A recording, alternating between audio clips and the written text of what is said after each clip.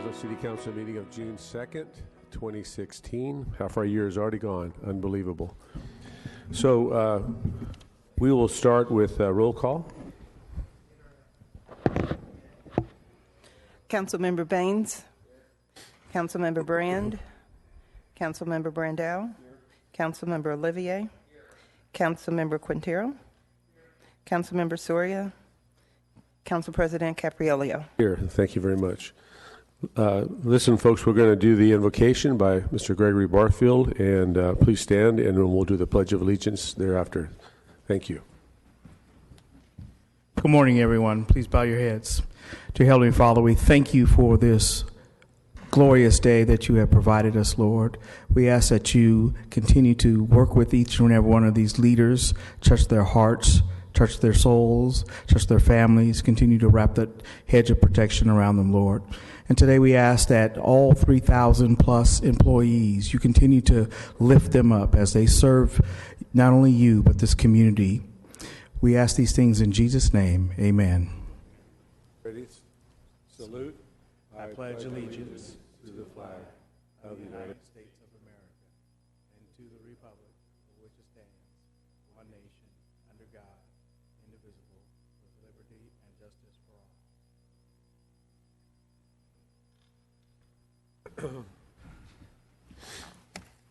Thank you very much, Greg. That was inspiring. Okay, are there any changes to the agenda this morning? I haven't received any changes. Okay, no changes. Is there a motion to approve the agenda? Motion by Member Baines, second by Member Soria. All those in favor? Opposed? Passes 6-0 with Member Brand absent. Next is the minutes. Are there any changes to the minutes of May 19th? No changes. Thank you very much. Is there a motion to approve the minutes of May 19th? I have a motion by Member Brandau, seconded by Member Baines. All those in favor? Opposed? Passes 6-0 with Member Brand absent. Next, we have council member reports and brief comments. The screen is clear. Oh, we have, I spoke too soon. Member Soria and then Member Brandau. She wants me to jump in real quick while she finishes a bite of food. Council President, I just have some great news to announce. And normally I would wait until our committee reports from the different committees we serve on. But last week at FCTA, we were successful in gaining a vote that allows Fresno to proceed forward with the new trail system, which will install for the first time a trail system in central Fresno that will link us up with the great Clovis trails that exist, and will give citizens in central Fresno an opportunity to have a great multi-purpose trail. Fantastic, Member Brandau. Thank you so much. We've been waiting for that for a long time, and it's coming to pass. That's excellent. Member Soria. Thank you, Council President. Just two brief comments. One, I know that Councilmember Oliver Baines will be presenting a resolution later this afternoon for the Pride Parade, but the Pride Parade is taking place this Saturday in the Tower District at 10 a.m. We encourage the community to go out and support. It's a wonderful event that has been happening for a number of years, and so we want to encourage folks to attend, and looking forward to presenting the resolution to the folks that have been coordinating the parade. The other just comment that I wanted to make, I had the opportunity last week to travel to Châteauroux, France, which is our newest sister city. Back in February, we established this relationship, and so we were welcomed by a number of dignitaries, the local leaders from the city, Mayor Jill Averus and Vice Mayor John-Yves Hugon, who were here visiting us back in February. We got to also connect with a number of other city delegations that they have partnerships with, folks from Germany, from Poland, and from B2, which is a city in one of the countries in Africa, and also develop relationships with a French Alliance there in talking about potential cultural and also educational exchanges. I know that Fresno Unified and Central Unified already are in conversations and looking forward to sending some of our kids in 2017. So exciting times to be able to have these not only exchanges for language purposes for our kids, but also cultural exchanges and really learning from what other countries throughout the world are doing, that we may bring back ideas to help improve our economics here in the city of Fresno. Thank you. Thank you. Screen is clear. I had the opportunity to join Chief Dyer yesterday in a fantastic swearing in and promotional ceremony. I think we added Chief 24 officers yesterday to the ranks, more or less, and we had it was a great event, and we had family support, and as you always say, they carry the weight of the badge while the officer carries the badge, and so it's truly a family event, family affair, and we really appreciate the new officers, the new cadets, the laterals. I think we had 5 laterals, so that's coming to pass as well. So thank you, Chief. Keep up the good work, and it was a great event. So now we'll go on to the consent calendar. Can I add just something, since you mentioned Sure. the swearing in of the new officers? I was also there, and I also wanted to add, last night I attended the event at Fort Miller where Chief and a number of his the other officers who were there. It was a graduation ceremony. About 50 or 60 Latino residents from the city of Fresno that went through this long academy. I believe it was 13 weeks to really understand what our department provides in terms of services, and really get down to build trust between our communities. I think it's a fabulous program. I know that you guys had been doing it some years ago, but because of resources, we're unable to continue. And so I'm glad to see this first class again be able to get through the academy. Great supporter, and so anything that I can do to support the academy and the efforts that the department is doing to reach out to the community and build bridges, I'm there. So thank you again for the work. Next, we'll move on to the consent calendar. Would any council member like to pull any item for discussion from the consent calendar? Council member Soria. I would like to pull 1K. 1K. Okay. Any other member wish to pull an item for discussion? That item will be heard at 1:30 for the discussion on item 1K. Screen is clear. Do I have a motion to approve the balance of the consent calendar? Motion by member Soria, second by member Baines. All those in favor? Oh, sorry. Anyone in the public wish to comment on the consent calendar? Seeing none, we have a motion by member Soria, second by member Baines. All those in favor? Opposed? Passes 7-0. Thank you very much. Next, we'll move on to the General Administration. General Administration Item 2A, Consulting Services Agreement with Acela, Inc. I believe that's how you pronounce that. And we're ready for a staff presentation. Good morning. Good morning. Good morning, Council Presidents, Council Members, Bonique Emerson with the DARM Department. The item before you is a recommendation to authorize the City Manager to enter into a 4-year consultant services agreement with Acela, Inc. For the licensing, implementation, and maintenance of a new land management system. I just want to highlight a few points from the staff report. As you know, the Business-Friendly Fresno Initiative was launched in 2013 to promote business growth and private investment in Fresno. The purpose of the BFF was to analyze and find ways to improve the development process. Improved technology was identified as a key element to fully streamline the development process. The process to procure a new land management system began a little bit over a year ago with an RFP being released in September of 2015. And after a thorough review of the 5 proposals, Acela was chosen by an overwhelming majority of the Interdepartmental Evaluation Committee. Acela's civic platform will completely change the way the development process works within the city of Fresno. For example, planners processing development applications will be able to complete the review, analysis, written reports, and communications with applicants all within the system rather than jumping from a GIS viewer, Outlook, document templates within Word. Another important feature is that both building and code inspectors will be able to perform many functions in the field on mobile devices. And the public will have more access to information, including being able to monitor project status. Finally, electronic plan review will enable projects to move through the system more efficiently. In conclusion, staff highly recommends that council support the staff recommendation to allow the city to enter into an agreement with Excella for a new land management system. A representative from Excella is here to answer any questions if you have any, and he also has a presentation if you want to know a little bit more about Excella.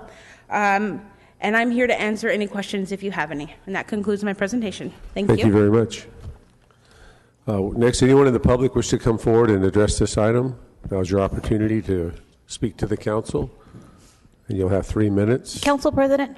Yes. Could I ask that the vendor give his presentation? Yes, once I close public hearing. Perfect. Okay, anyone else in the public wish to come forward? And seeing none, we'll close the hearing, and then Councilmember Soria would like to have a presentation or something from the vendor. Good morning, sir. If you'll give us your name and address. Certainly. Good morning. My name is David Avila. I am a resident of Orange County. I live in the city of Cypress. Council President and members, appreciate the opportunity. We have been engaged with the city of Fresno for many years. Excella is actually founded in the city of Visalia. In fact, right after this meeting, I'm attending a meeting with the city of Visalia as well.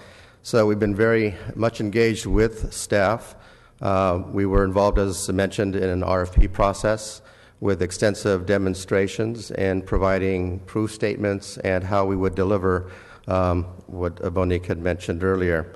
A quick, brief overview, if you will, to kind of give you an idea of who we are, and hopefully I can operate this thing properly. Oops. No. Just hit the enter key. Oh, here it is right here. All right, let's see if I can get this done.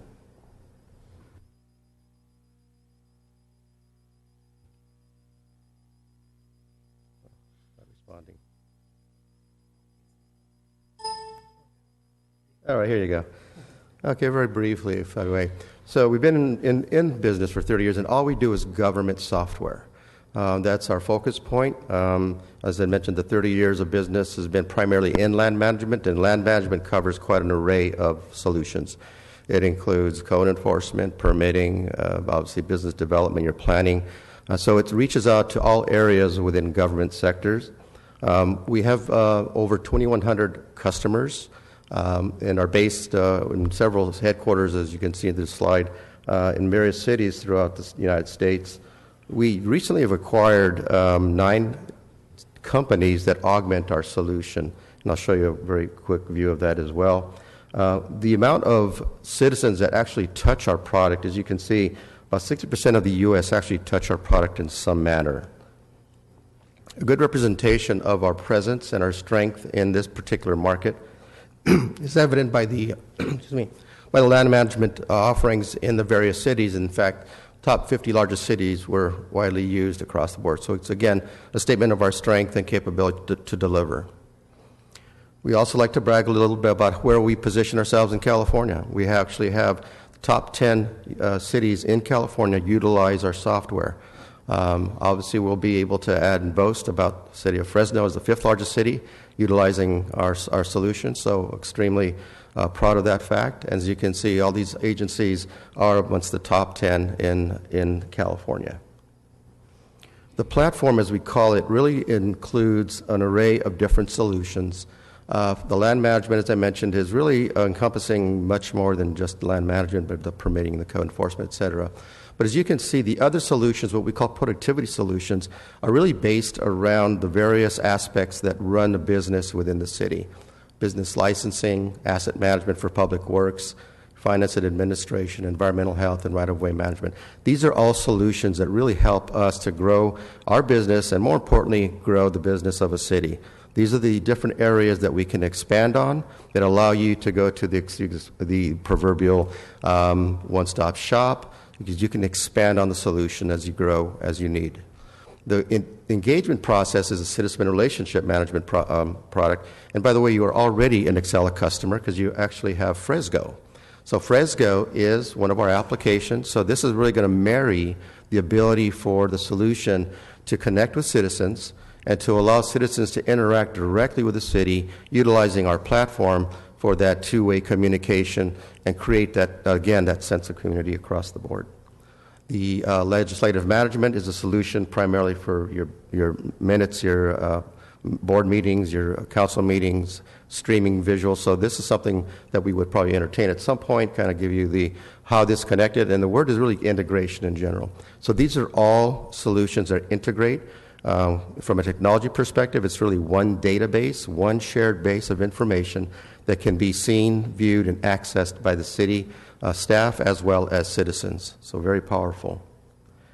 Bonique mentioned this because this is really one of the strengths of our solution, is that we introduce mobility, and it's evident that we all carry the iPhones and the iPads. Well, let's do it in the field as well. Staff is going to be utilizing these devices to really do the productivity that they needed out in the field, and with immediate real-time updates, so that as information is seen, whether it's inspections and permitting, things of that nature on the field, they're immediately entered into the system and can be viewed by all with the permissions that are given.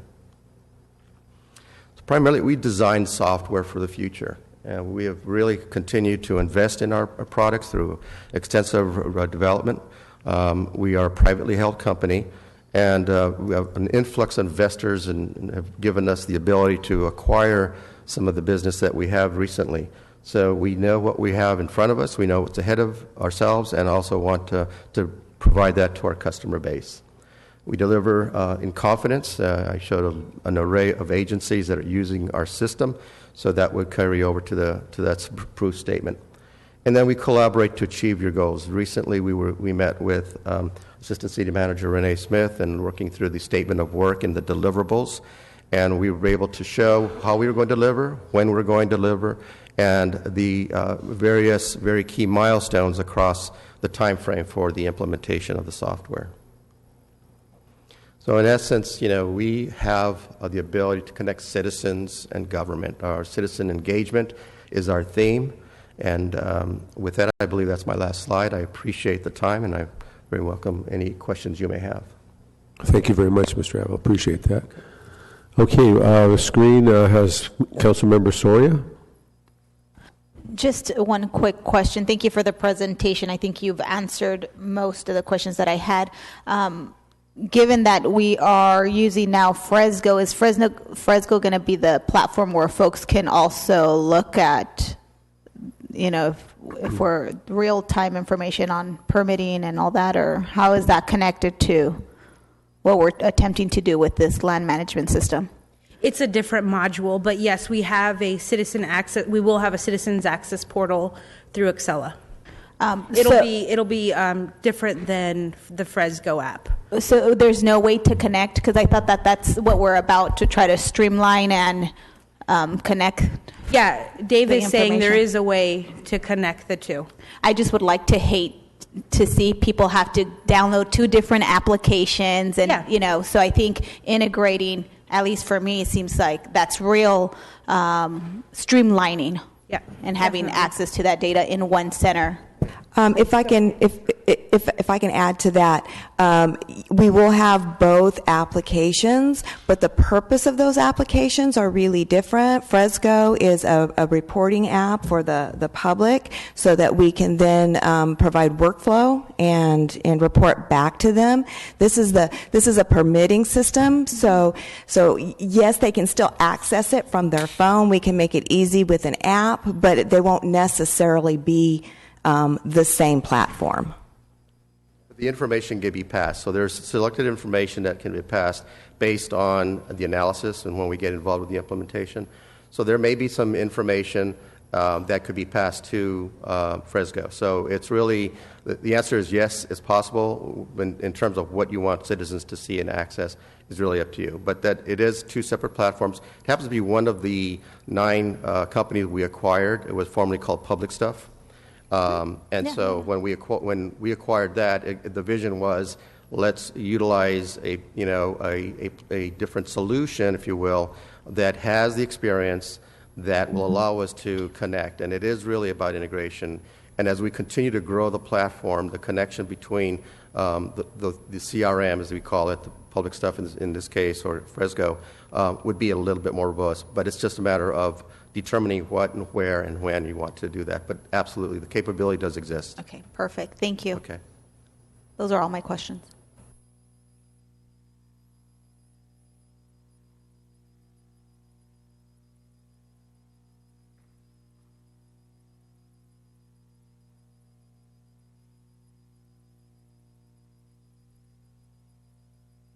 Okay, any other council comments?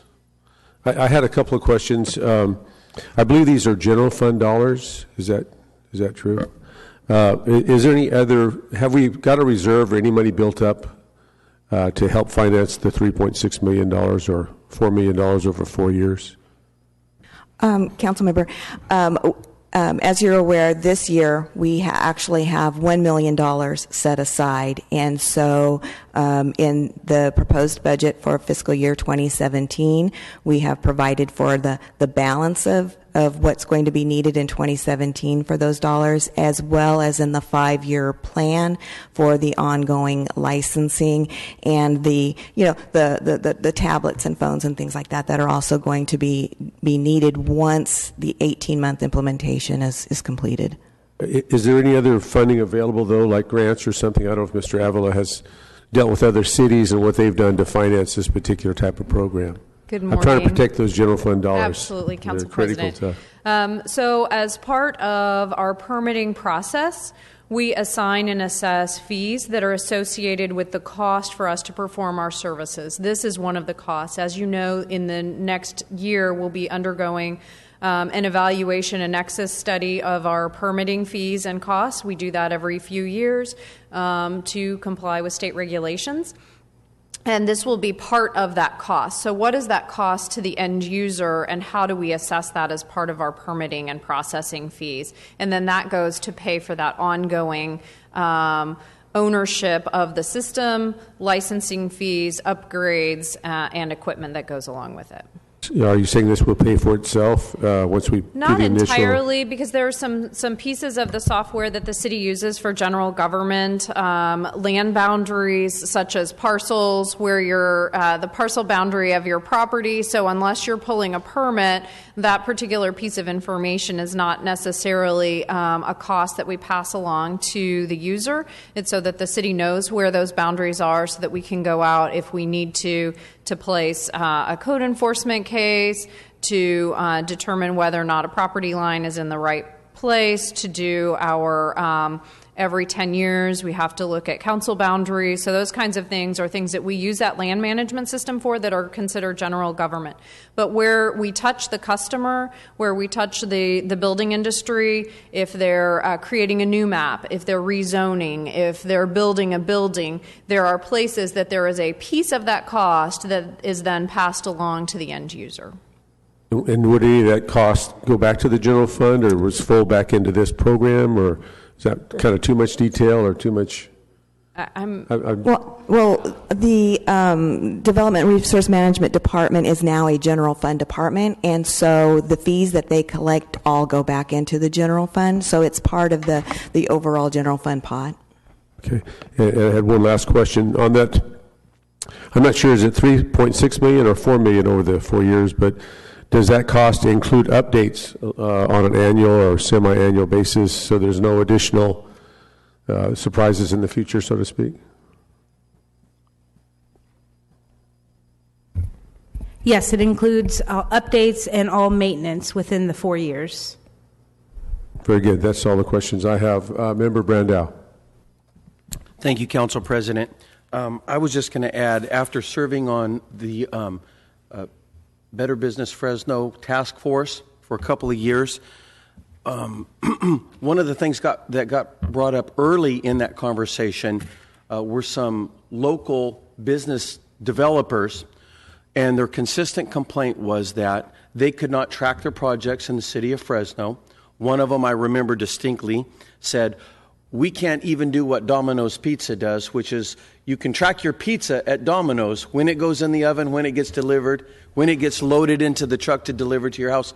But we can't track multi-million-dollar projects in the city of Fresno, which makes it hard." And we've consistently heard this criticism of Fresno that we are not business friendly.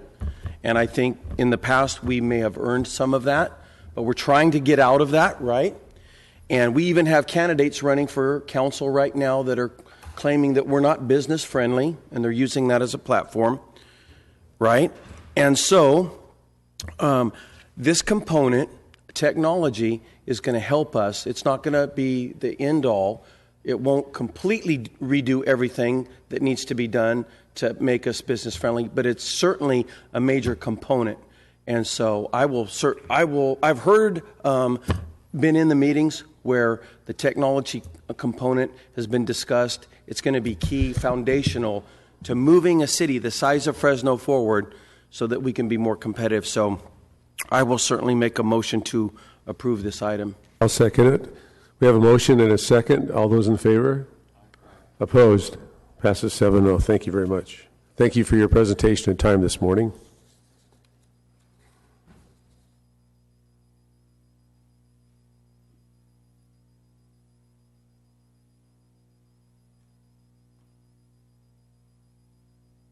Okay, we have a little gap in our agenda, so we can take unscheduled communication. Is there anyone in the public that wishes to address the City Council on any issue? Now's your opportunity to come forward and address the city. Seeing none, we'll close the unscheduled communication.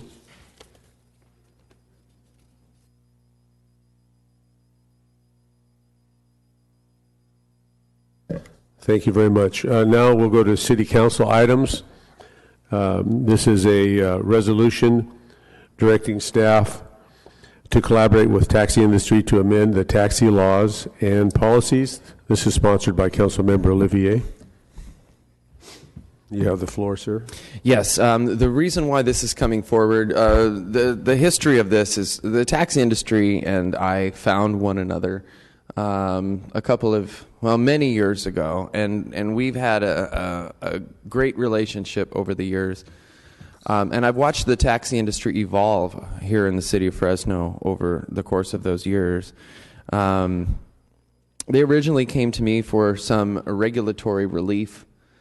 They believe that the amount of regulation that they have to deal with is onerous and makes it difficult for them to do business. And for the most part, I agree. About 3 or 4 years ago, they came to me, and a number of them had to turn in their cars. And first of all, let me make this. I think I can estimate safely that 8 years ago we had 90 taxis, and this information can be pulled fairly easily. 10 years ago, there were about 100 taxis, 90 taxis operating in the city of Fresno. That's down to around 30, give or take.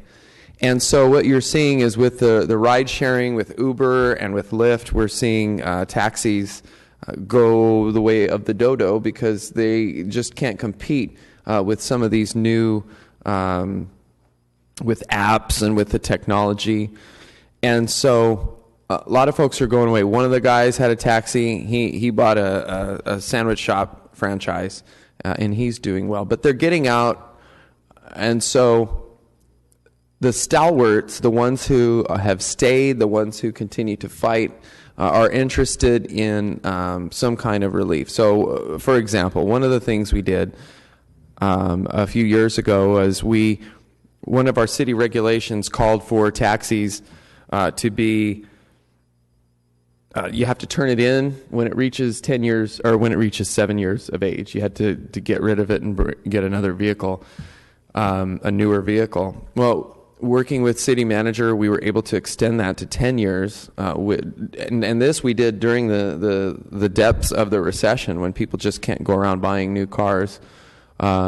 And so we were able to give them some relief there, and that was very helpful. Since then, they have come back a number of times, and I have tried with city attorney and city attorney's office. We have tried to find a way forward. We've tried to find a path forward.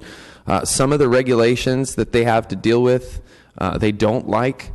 Some of the regulations that are on them, they do like. Now, Fresno is not the only city that's dealing with this same problem. It's happening all over. Some cities will just go and regulate Uber and regulate Lyft. And some cities have banned those two companies from operating in city limits. I told our taxi drivers who are interested in some kind of package that would include regulation of Uber and Lyft that would be a non-starter. That our city is friendly to technology. Our city is friendly to new ideas. Our city is friendly to Lyft in particular because of their situation at our airport and the welcome that we gave them there. And so I said the only thing that we can do to enable you to have a level playing field, because obviously this organization, our organization does not regulate Uber and Lyft. I said, so the only way we can level the playing field is by taking away regulations that you have to put up with, and at least try and make it a little bit easier for you to do business. I mean, even if we completely deregulate this industry in terms of city regulations, it still remains to be seen if they can even still compete. But we'll have to see. Kind of back to the part that I was talking about, other cities are also working on this. The city of Long Beach basically even got rid of the rate. Right now in the city of Fresno, as part of our regulations, we set the maximum rate and we set the drop, which is the drop. I've learned all kinds of things about taxis. The drop is what the flag drop. You get in the car, they hit the flag drops. I think it's $240 or $250 just to get in the cab. And then there's the rate. The city of Long Beach has eliminated both of those regulations. So that they basically set a high ceiling, or they set a ceiling that taxi cannot charge more than.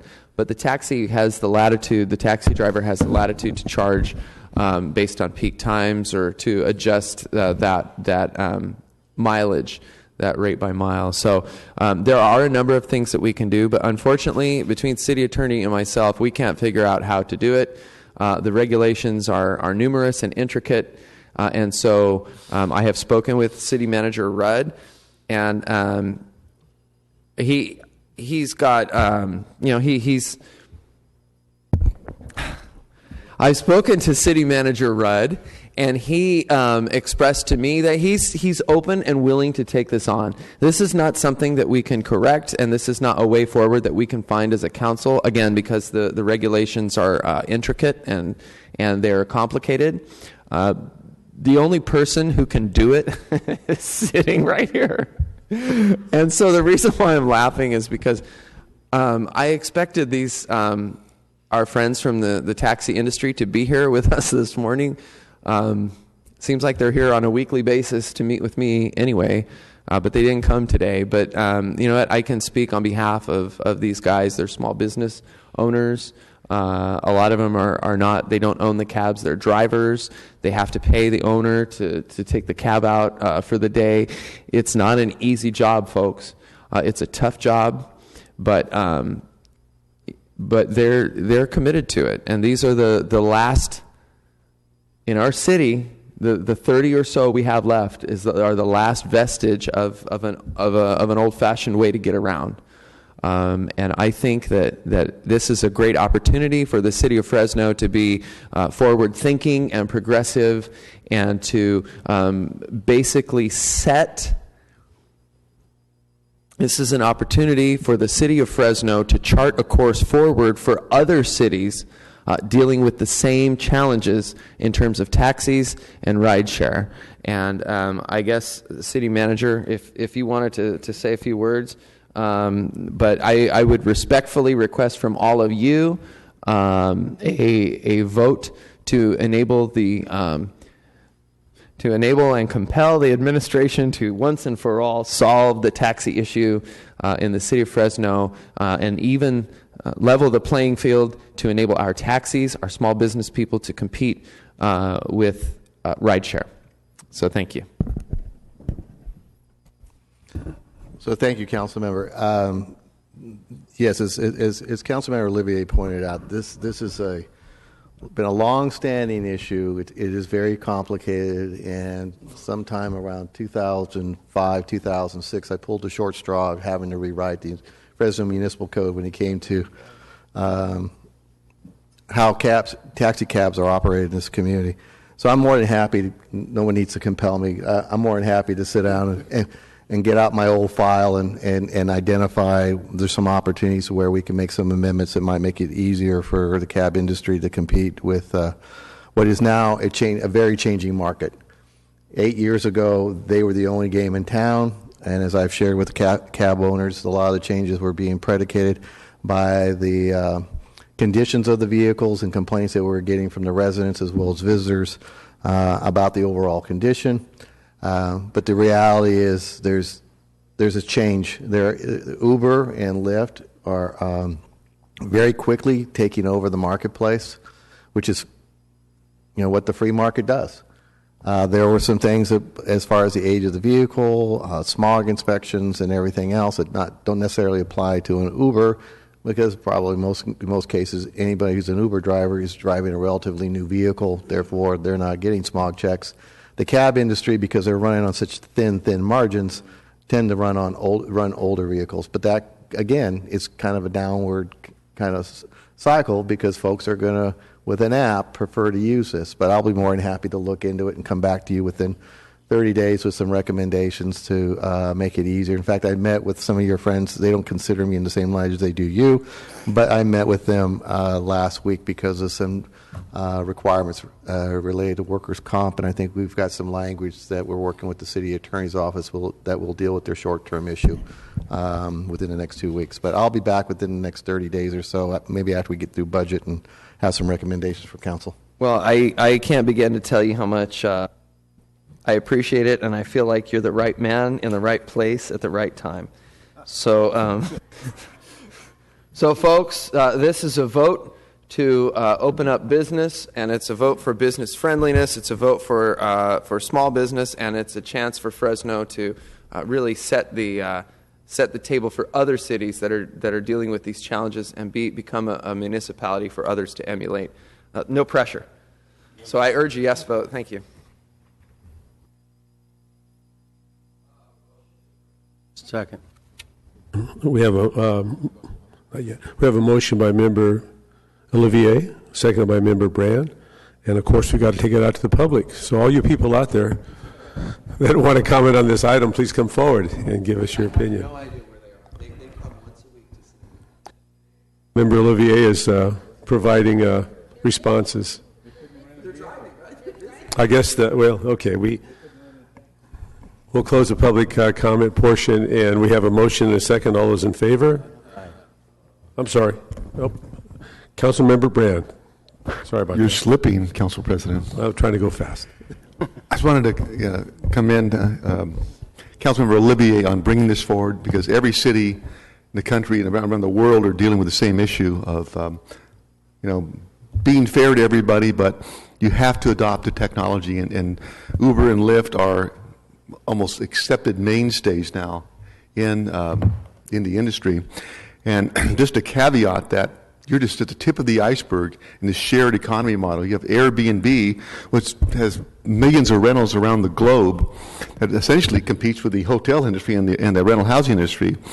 And there's another multitude of businesses on the shared economy, including one I'm involved in. So this is the next revolution in business in America, and it's going to have a big impact on this city and the other cities in the country. And this will also be a vote for truth, justice, and the American way. Can we throw some apple pie a la mode on that? Oh, of course, thank you. Okay. All right, we have a motion and a second. All those in favor, please say aye. Aye. And those opposed? Seeing none, it passes 7-0. Thank you very much. Well done, Councilmember Olivier. Okay, we're a little ahead of schedule, which has been my dream since January. So we will go into closed session now and come back after that for our timed items. Yes, closed session. We have a city attorney evaluation. Thank you very much. We'll go into closed session now.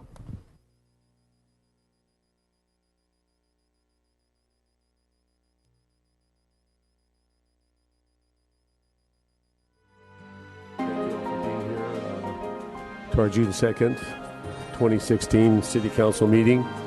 We're going to go to the timed items now, and the first timed item is a presentation by the Mayor's Office of the Fiscal Year 2017 budget. Good morning, Madam Mayor. So, yeah. Point of order, Mr. President. Yes, Council Member. Chief of Staff Georgianne White told me to say motion to approve, but I'm going to wait to hear the presentation. Very well. We'll give you the opportunity to fulfill that potential. We can save you a lot of pain. All those in favor?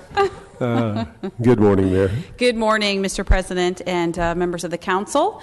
It is a pleasure and a privilege to be before you today, formally presenting the FY17 budget for the city of Fresno in the amount of roughly $1.1 billion. It is especially a privilege for me because it is my last time that I'll be before you presenting a spending plan. And because of that, I wanted to be here today to begin the conversation with you and present some of the highlights and the overview of the budget, and look forward to working with you all over the next 3 to 4 weeks on questions and answers and suggestions and modifications that I know the council will be a part of making, and ultimately look forward to passing the budget by the end of the month. So with that, I'm going to give you some of the high-level points, and then I'm going to ask our budget director to come and also present more of the detail, and then I will wrap us up.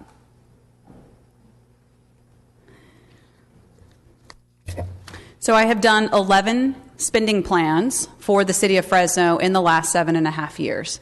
And while circumstances changed very dramatically and very rapidly over the last 7.5 years in those 11 spending plans, there have been some core principles that have remained steadfast, and those are before you. First and foremost, restoring the financial health of the city, not because having a good credit rating is all that we aspire to in our community, but because all of the other things we aspire to, improving public safety, improving our parks, improving public works, all of the things we want to achieve as a community depend on our ability to be financially solid and stable. So it was very clear to me in my early days in office, particularly given the circumstances of the Great Recession, that this had to be the top priority of every budget. Make sure that we're taking aggressive steps toward restoring the financial health of the city, which has largely meant reining in expenses to match revenues, making sure we're actually building a true general fund reserve, which required us to pay off internal loans that were eating against what we thought was an emergency reserve at the time when we started. In addition, and always our top priority, has been public safety. And I have to include the caveat, to the extent our resources allow. Nobody would like more than me to go out and go on a hiring spree and hire 1,000 police officers. We all know that would be a good investment that would benefit the residents of Fresno. Yet, we don't have the resources to do that. So with the resources we have available, if you look at the level of spending for public safety, my budgets have ranged between 73 and 84% of the general fund being dedicated to public safety, the highest in the history of the city of Fresno. Now, of course, our general fund has been smaller and expenses have gone up. But with every discretionary dollar we've had in the general fund, we have always prioritized public safety.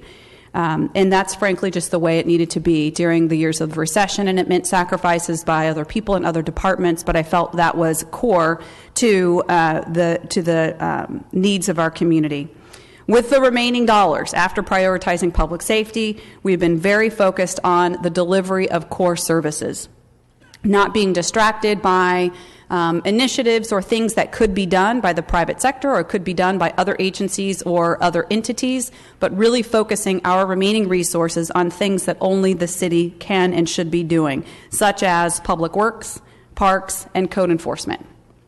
And then lastly, with our efforts, with the way in which we deploy resources and deploy staff, the things we're marketing and promoting about our community, not all of the work involves spending a particular dollar, but everything we've done on top of these financial principles has been to encourage neighborhood revitalization as well as economic development. So those principles remain central to this budget that we're presenting to you here today. And with that, I'll ask Jane Sumter to walk you through some of the details in these core service areas.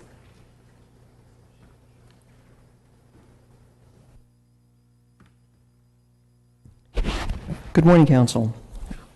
I will very briefly go over some of the main points that are contained in the slides that you see in front of you in the PowerPoint presentation that we have.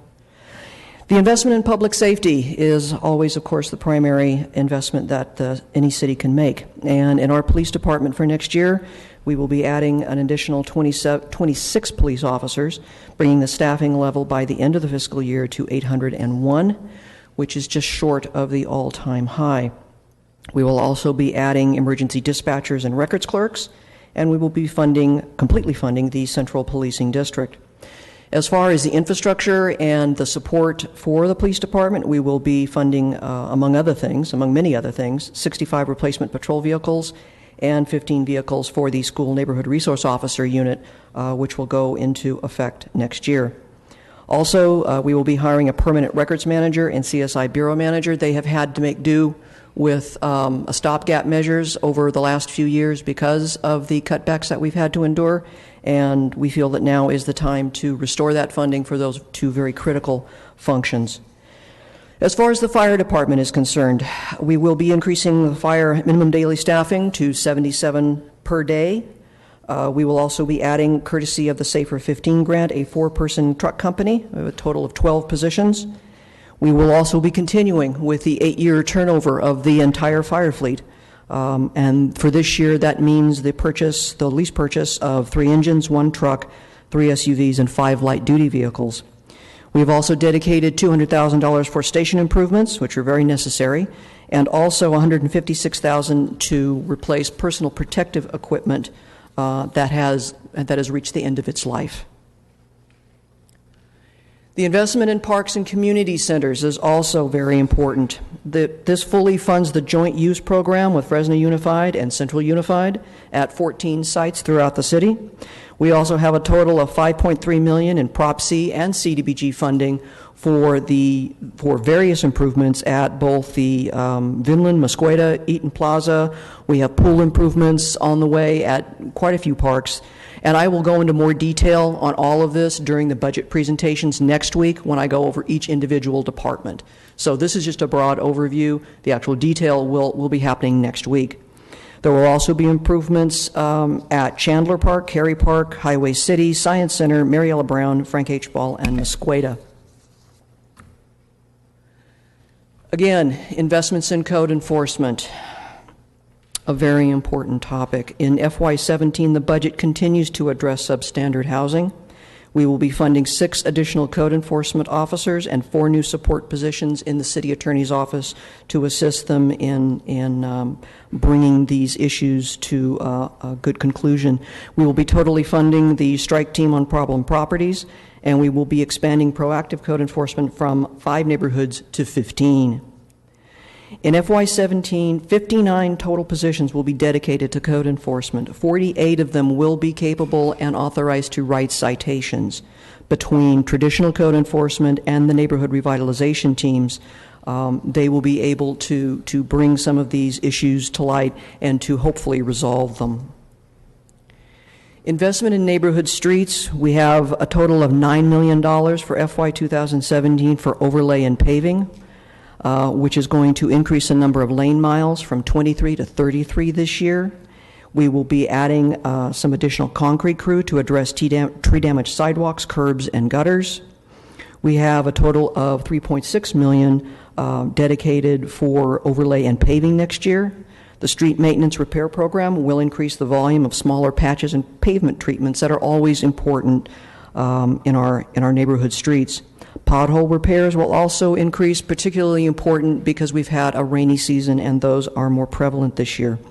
Street tree trimming will add a tree specialist to improve inspections of the urban forest, particularly important because of the drought and the condition of the urban forest and having to address some of the dead and dying trees that we have within the city.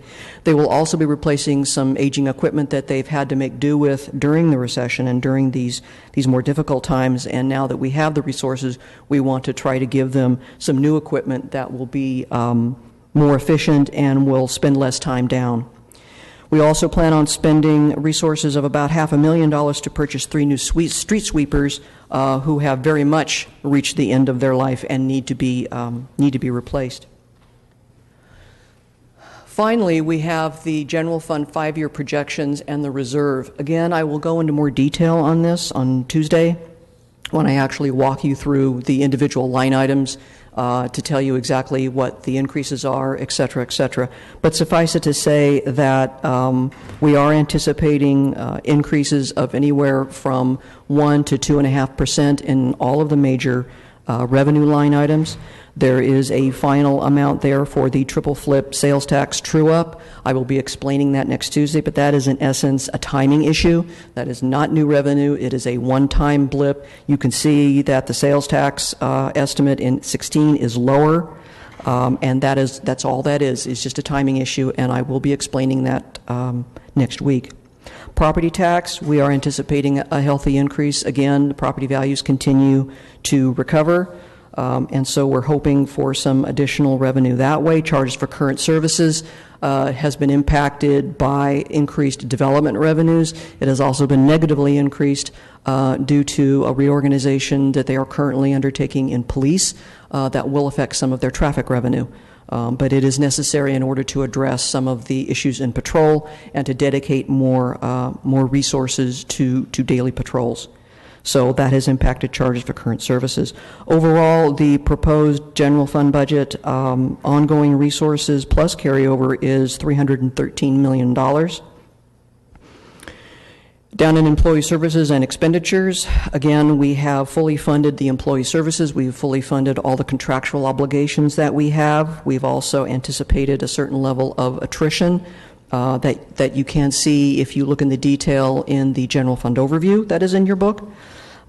We have also anticipated some additional positions. Obviously, the 26 positions that we are adding in the police department, the fire department positions, and the code enforcement positions are all within there. The other thing that is also contained within that number is the 27th pay period. We will have one additional pay period next year. This is something that happens every once in a while to a city or to an entity that pays their individuals twice a month. And I'll be going into some detail on that on Tuesday. But that is a one-time expense that is going to cost the general fund about $5.8 million next year. As far as the all other expenditures, that's comprised of operations and maintenance, interdepartmental charges, minor capital, and contingencies, and that total is $293 million. We have almost $19 million in transfers. That's consisting primarily of debt service and other operational transfers. The last payment for the GAP settlement is also here, so we have finally finished paying that off in FY17. That's $850,000. Total expenditures are $312 million, leading to an ending balance of just short of $1.6 million. We are scheduling in 16 a transfer of $4 million into the general fund reserve. This is the last transfer of general fund resources into the reserve.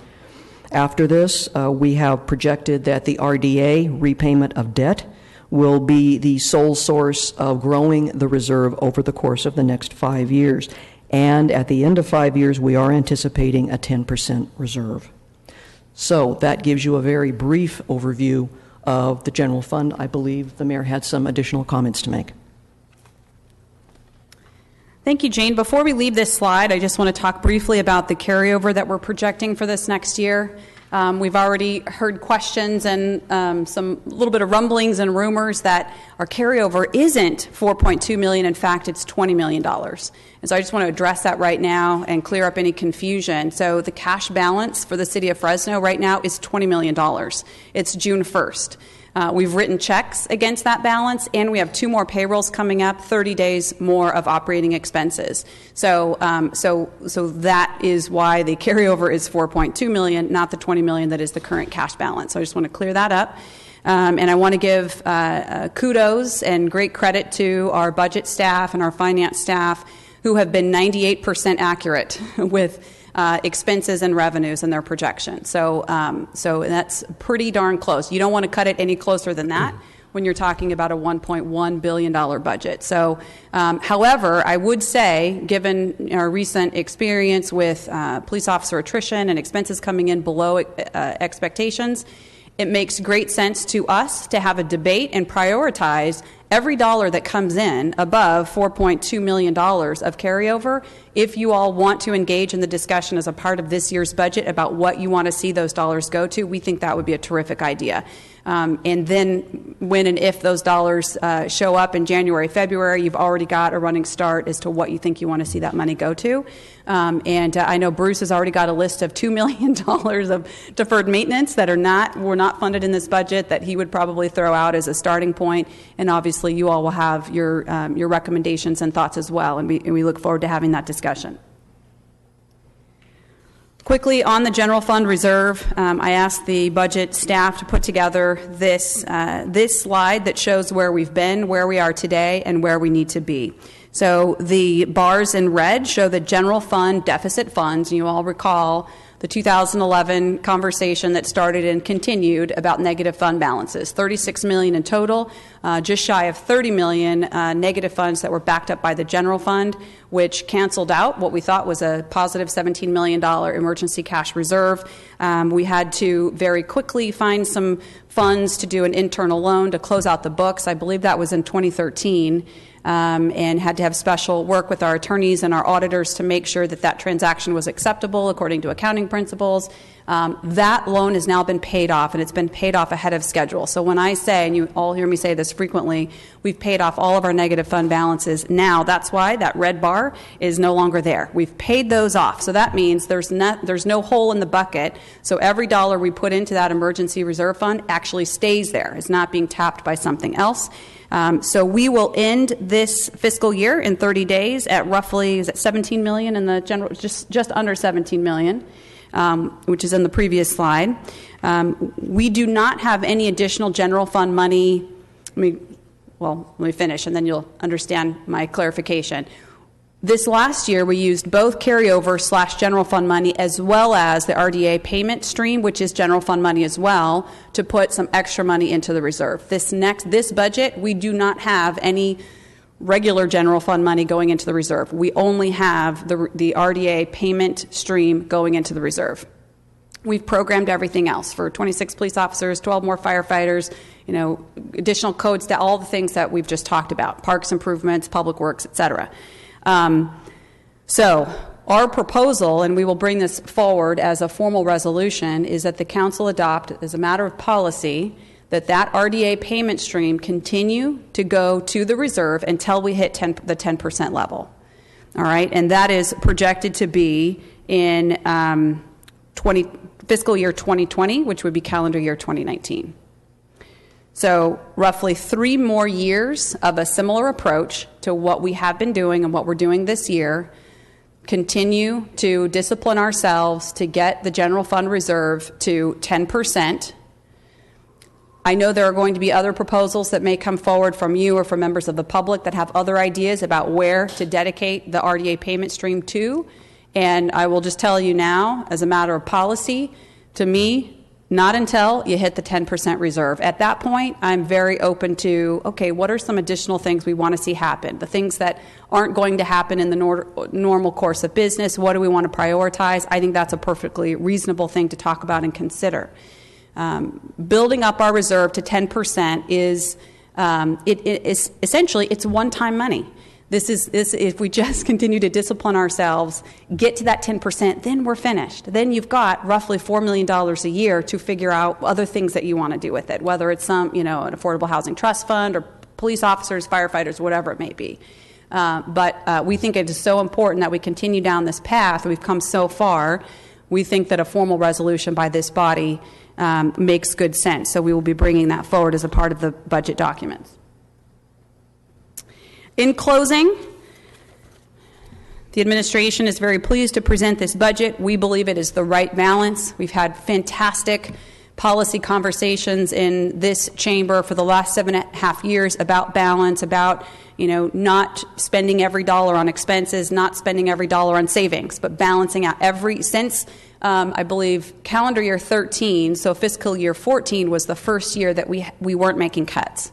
And we were able to keep our nose above water. And then since then, in 2 subsequent budgets, we've had a little bit of extra money to spend. And we've had discussions about what do you do with it? Do you just save it or do you spend it all? And what we have always recommended is both, half and half. Save half and add services back with half. And we believe that this budget does just that. We are prioritizing deferred maintenance for the first time really in the city's history. That's been a consistent theme from our city manager, and we've got dollars dedicated to city assets, improving them with deferred maintenance plans in this budget. And then, planning for the next financial downturn really is all about hitting that 10% reserve, just staying there, and then we'll be prepared for the future storms that we know will come. So thank you very much for the time this morning, and let me just close by saying it has been an incredible honor and really a pleasure to serve with all of you. I want to say a special thank you to our budget staff, to our budget director, to the finance staff, to Mike Lima, our controller, of course, the head of our administrative team, Bruce Rudd, Renee Smith. Unbelievable team. It has really been the professional joy of my life to work with these people on all of these budgets. So with that, we'll close and be happy to answer any of your questions. Thank you very much, Mayor. And your remarkable leadership has been incredible. And I know you share that with your team. And remarkable isn't a good enough word, really, to describe the leadership qualities you and your staff have shown and led this council to where we are today. So thank you very much. Okay, we will bring it back here to our council members, and Councilmember Brand is up for discussion. Thank you. Well, Mayor, this is budget number 8, and I remember the dark days back in 2009, 10 as city manager, what we went through and the major sacrifices we did, and we had departments that were decimated, and we always found a way to keep that core service out there to our community. And I want to thank you again for the leadership and bringing us out of the darkness and into the light. And this is a major change, from where I started in 2009. And it's a major step in the right direction. And hopefully for future mayors, it'll be starting on a much more positive note than the major challenge that you faced in 2009. Again, thank you. I'm going to make a comment on first of all, on the police staffing now. City manager, we're going to be up to 800 on our staffing levels for sworn police officers. 801. Okay. Now, to go back to 2009, when it was, the peak was an authorized 849 positions, but we never had more than 830. Is that correct? That's correct. So if you take away the airport, it's about 820. Right. And then there was another 4 assigned specifically to FACTS at that time. Okay. And at that point in time, there were about 91 officers on on a federal grant that clocked out basically when we started in 2009. So really, if you take the 820 minus 90, you're down to about really 720, 730. That was our funding for the general fund for police officers. So we never really had 849. We really, in essence, started with the funding of about 720, 730. Okay, so we've made a lot of progress. And for the police department, who were down at one time like 695, did a phenomenal job of keeping order in the streets of Fresno. And also, the police department was decimated by their support staff. And I see this budget is starting to rebuild with support staff, because for every police officer, there's got to be a CSO, an investigator, dispatcher, correct? So I really appreciate that. So we're making progress in the city of Fresno. And on the fire department, now we're up to 77 people daily staffing. What was that? What was the lowest we had during the last 8 years? 63. That again is how many companies we've added.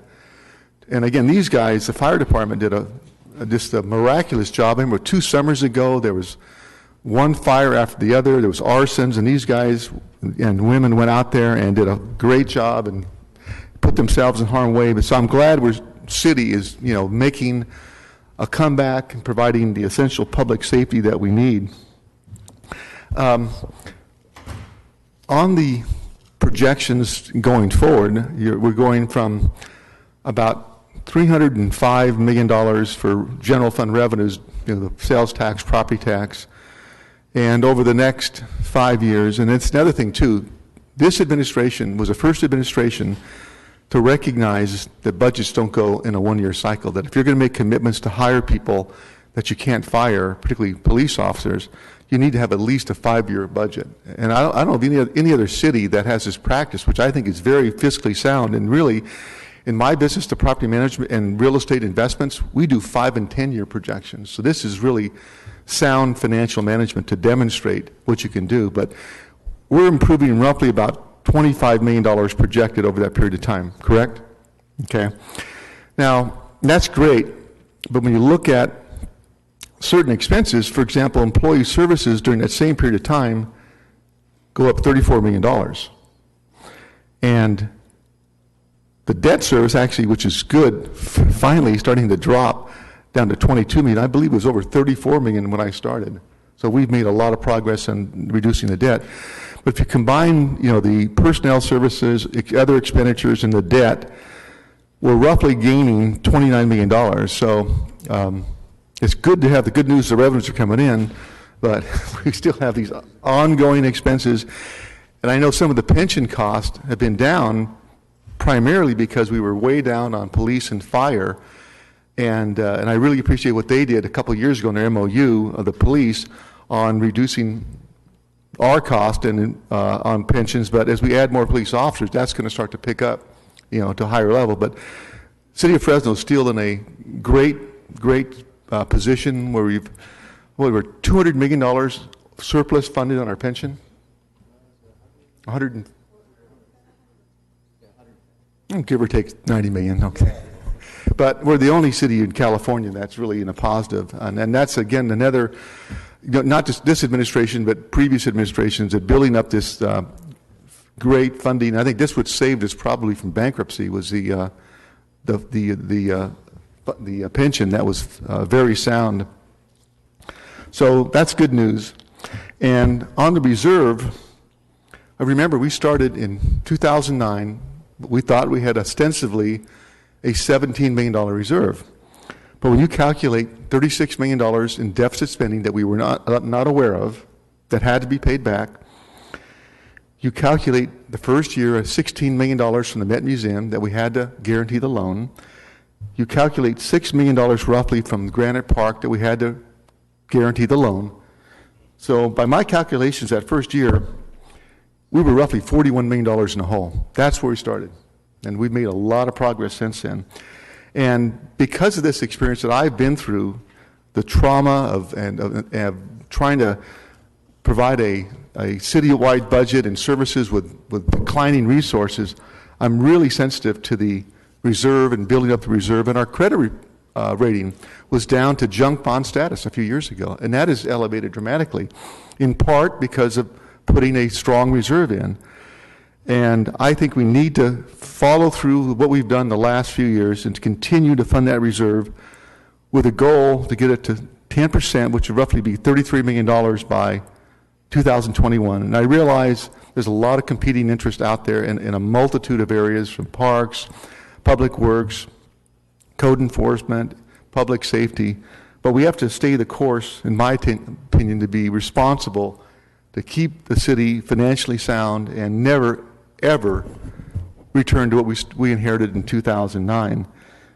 And I think anything else I'm saying. So I'm pleased. I see a lot of other money's going to be opening tomorrow, the ceremony to open up all our 15 schools and the city participating, and hopefully that's going to be a major step towards making Fresno no longer at the bottom of the list in parks, that we're moving up all these lists and we're making significant progress. So it's nice to be in a budget where we're showing some good things and nobody's being laid off. We're adding people, which is another good thing. So kudos again to all the budget team and the mayor and the city manager for the great job that's gone on the last 8 years.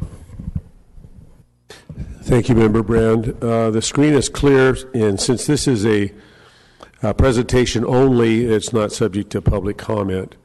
So we will move on to the next timed item. I'm going to go out of order to 10:45 item, appearance by Mary Esther Carrillo, if she's present.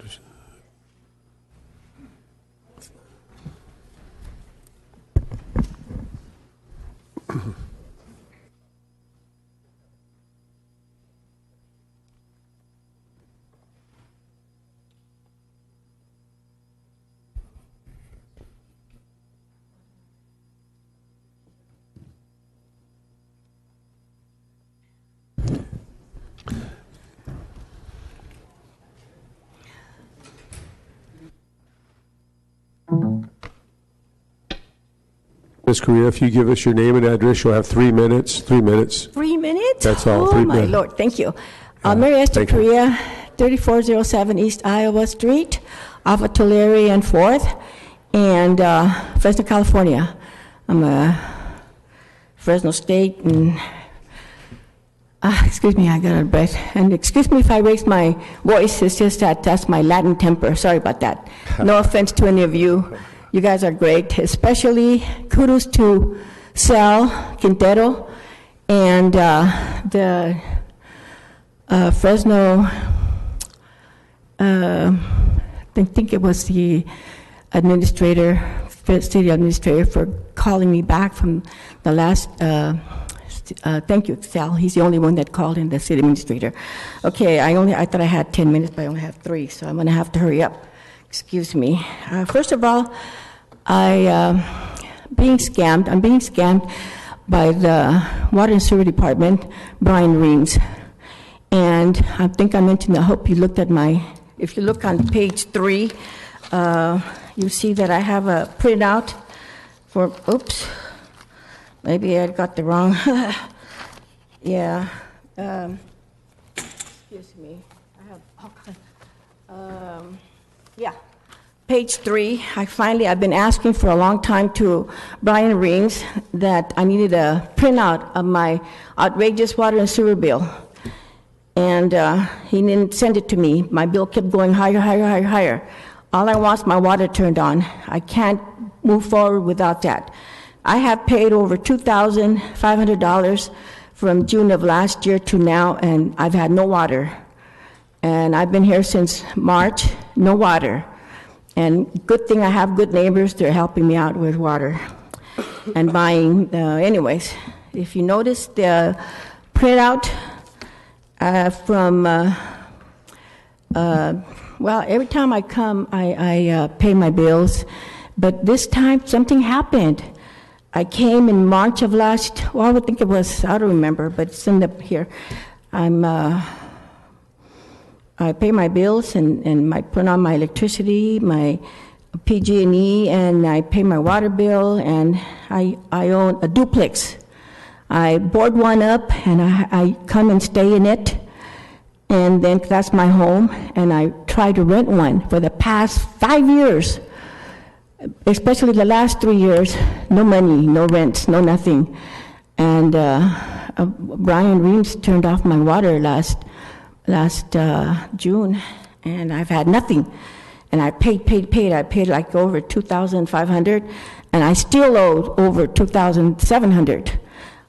Because I'm short on time, and then I've been calling him and writing. I thought he was the administrator. I want you to hear a 2-minute conversation that I had with him. Ms. Correa? 2 minutes, 1 minute, okay. If you'd like to conclude your comments, That might be more effective than a recording. Thank you. Well, he called me and said, I hear you're going to the city council meeting. Yes, I need to have my water turned on. He says, well, pay $600 in cash and come and make payments. I have been making payments. All my neighbors pay for the water bill, $60 to $78 a month. I've been paying over $100 and paying, and I don't have no water. And I asked her, why? What's going on? Why are you discriminating against me? Why are you tagging me? I'm a disabled senior citizen. I don't deserve this. This is my second home. What's wrong with you? No offense, but that's what I talk when I get upset. And excuse me for having out of breath because the smog gets to me. I have asthma. Ms. Correa, take 1 second and take a deep breath. Thank you. All right. Thank you so much. Okay. And then just if you'll have about 10 more seconds. Okay, nothing against you, but all I want is my water turned on. And you know what he told me? I called him and he said, well, we found some discrepancies in your bill. And I says, what? He says, you have to pay for a broken water meter. I says, that's outside, that's in the alley, that's not on my property, that's not my responsibility for me to pay for a broken water meter. And then he says, well, give me $400 in cash then and come and make payments. I says, that's not right. And I have on my, that's what he told me. I have it here. I wanted you guys to hear it. This is outrageous. Well, no water. I can't, because of the new law, I can't board up my house anymore. I have to rent it. I have 2 tenants I want to rent. I can't because I have no water. I have to fix up the place. I have squatters. The squatters and the homeless. I know you have plenty of homeless. They're all over my street and everywhere. Ms. Correa, I think just help me turn my water on. Brian Reams is scamming me. Well, what's wrong? Look at we my. Got you. Thank you very much. Thank you. Please, I have to have it turned on. I can't move forward without that. Okay. And I've been paying. Look at my pace, what I've paid. And I'm going to, Centro de Familia is going to help me. I called them and they're going to help step up now. Thank you very much. That's all I want from you guys. We'll move on to the 10:30. You're welcome. Okay. And thank you for listening to me. Thank you for putting me. I'm sorry. Okay. We're on our timed items. That's okay. Thank you. So next is a 10:30 item, joint meeting. It is capacity as a housing successor and FRC. Good morning, Ms. Murphy. The floor is yours. Good morning. Thank you. I'll be very brief. The state seeks to purchase the property located near Olive and Weber Avenues for its high-speed rail project. They agree to pay its appraised value, which was determined by a third-party MAI appraiser at $46,000. If you have questions, we'll be happy to answer. Thank you very much. We'll take this item out to the public. Anyone in the public that wishes to comment on this item, please come forward. And with your name and address, you'll have 3 minutes to address the council. Seeing none, we'll bring it back here for council comments. The screen is clear. Motion by Member Baines to approve. Second by Member Soria. I have a question. Okay, I'll get to that, but you guys got to be a little quicker on your punch-ups, please. So we have a motion and a second. We'll take council comments, beginning with Member Soria. I have a couple questions, Marlene. So just wanted to know, what funding source will the proceeds from the non-housing property be deposited to? I'm sorry, say that. What funding source will the proceeds from the non-housing property be deposited to in terms of the funds?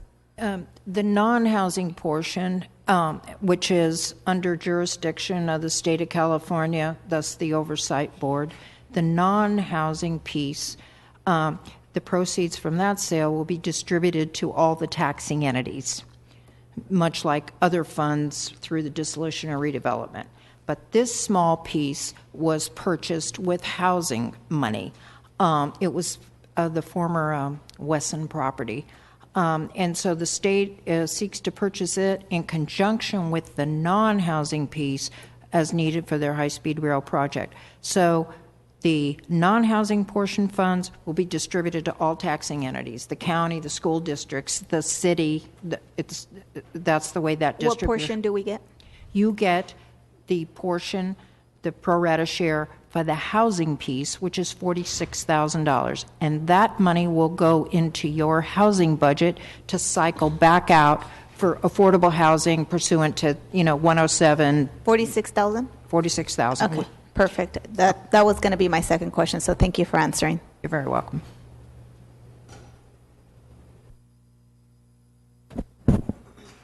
Council President, those were my questions. Thank you. Thank you. Member Quintero. Marlene, might we be able to get a updated list of the current properties that are still out there, and what the status is in terms of has the state released them for us to be able to sell, or are you negotiating with those that are available? And then maybe on one of the columns too is the good question that Councilmember Soria asked was, what happens with those proceeds? Would all those go to the same place? But just what the status is, or who's expressed interest on them, and what districts they're located in. Absolutely. Absolutely. Okay. We have that listing, and we will distribute it and we'll update it. It's divided, by the way, conveniently into non-housing parcels, those that weren't purchased with housing money. That's the list the state has jurisdiction over. So we'll give you that list. Then we have the housing list. And that money, when those properties are developed, if they're sold, that money returns to your housing budget. If they're developed, then you'll be a part of whatever agreements are put forth for the development of those parcels. But we'll get you those lists as you ask. Yes. Okay, and then also that we get it by email and in printed form as well. So Sure. that we get it. I could print it out by email, but I don't know which one's going to come first. So. Okay, thank you. Thank you. Thank you, Mr. President. Thank you. Any other comments by council members? The screen is clear. We have a motion and a second. All those in favor? Opposed? Passes 6-0 with member Olivier absent. We'll go to item 4B, as in boy. That would be a request for update on transit plan. That's sponsored by Council Member Brandau. The floor is yours, Council Member. Yeah, I'm up, and so I really missed what you were telling me. Can we wait on that? All right, good. Thank you, Council President. I had Lindsay pass out a public transportation strategic service evaluation to each council member. I think she gave the city attorney and clerk and city manager one as well. It's a final report. It's kind of a short document. It looks like, and I've done a little bit of research on this document. I remember it because it was one of the first major studies that took place when I became a council member. And the Council of Governments, the Fresno County Council of Government, commissioned the study. It's called the Fresno Clovis Metropolitan Area Transportation Strategic Service Evaluation. Long title. It cost $351,000, and it looks like about $110,000 came from FACTS, from our own FACTS department, our own local transit department. And it looks like it was really commissioned, or the work was begun in 2013. In May of 2014, just over 2 years ago, we had a workshop here in council. Councilmember Soria, that was just right before your time. So that is this presentation. It was about a 30-page presentation before council. And then the final product was produced a year later, which was June of last year. So the final report came in June of 2015, 1 year ago. And that is also a real big document right here. But it comes with a real nice, like an executive summary, which is what I passed out. Okay, and so I remember that. It was fascinating. I went back and watched the council workshop, which was on May 22nd of 14. It was really interesting to see all of our comments at the time. But I want to go over a couple of items from this $351,000 study, and then I'm going to make a couple of points, ask a couple questions, and get on to the next agenda item. This study was focused on reducing transit travel times, improving linkages to major trip generators, improving overall productivity, cost effectiveness, and sustainability of transit. Fantastic motive. It really quickly established, this was good news for FACTS and the city of Fresno, in my opinion, that FACTS is a very cost-effective operation for a mid-sized transit system. It also shows that FACTS has a high passenger per hour revenue, which speaks in large part to the strong demand for transit in the Fresno area, although some council members have denied that. Okay, then we have, but it also says that FACTS's operating cost per revenue hour is above average. So we have high cost, but we have an effective service. Here's where the report starts talking about the things that need to be addressed. The analysis concluded that while individual routes may perform efficiently, they do not form a cohesive network because service is not coordinated. Riders are often left waiting to transfer for a long time. Long wait times for buses mean that transit is not effective. Now I'm on page 3, second paragraph, and I'm just hitting little highlights because I want to make some points early. This whole thing should be read by council members, I believe, because this is a big issue in our city, and I'm going to talk about that in a second. They acknowledge that the most notable competing interests are between productivity of the network and coverage provided by the network. And I think those of you council members that were on council at the time remember that we're kind of stuck sometimes between, do we cover more territory? That we, you know, and I know that Rick Stites is not here today, but at that time he talked about my district extending a bus route an extra mile to go to El Paseo because a couple of folks had shown interest in getting to work at Target in El Paseo. So we have this competing problem of covering more people or productivity. And this report, which was really done by Parsons Brinkerhoff and Jarrett Walker, said that the city of Fresno needs to make a choice. If you want to serve the most people, you actually pull the lines in a little bit and you make them faster. You create faster headways on major thoroughfares, and that's how you serve the most people. That was called the business model, and then the other one was called the coverage model. But my point today is actually not to debate that. I'm just going over, reminding some of the highlights of this $351,000 study. It also asked for 4 new transit centers, one in downtown, one in the River Park area, one at Fresno State University, and one at Shaw Avenue. 4 new transit centers. And it gives reasons why those transit centers should be located there. It actually talks about overhauling the routes that FACTS serves now. On page 10, it talks about the timeline, and it looks to me like we're at least 2 years behind.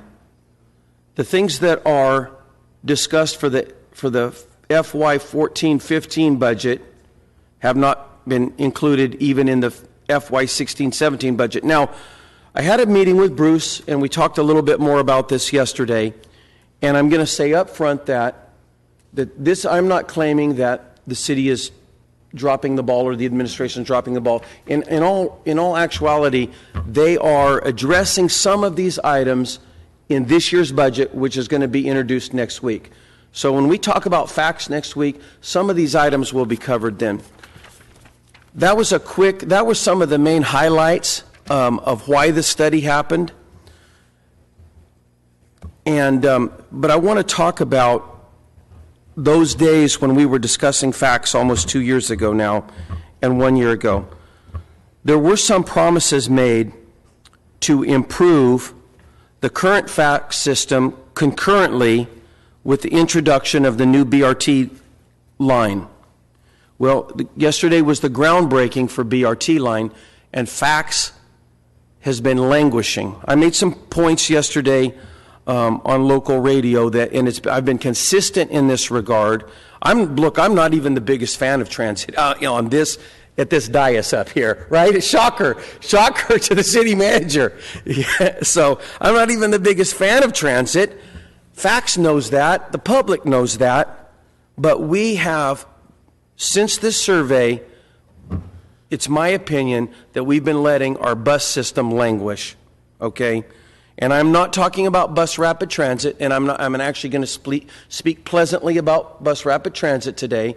Bus rapid transit is moving forward and has a lot of attention on it. But even at the end of the day, it's serving a couple of streets in Fresno.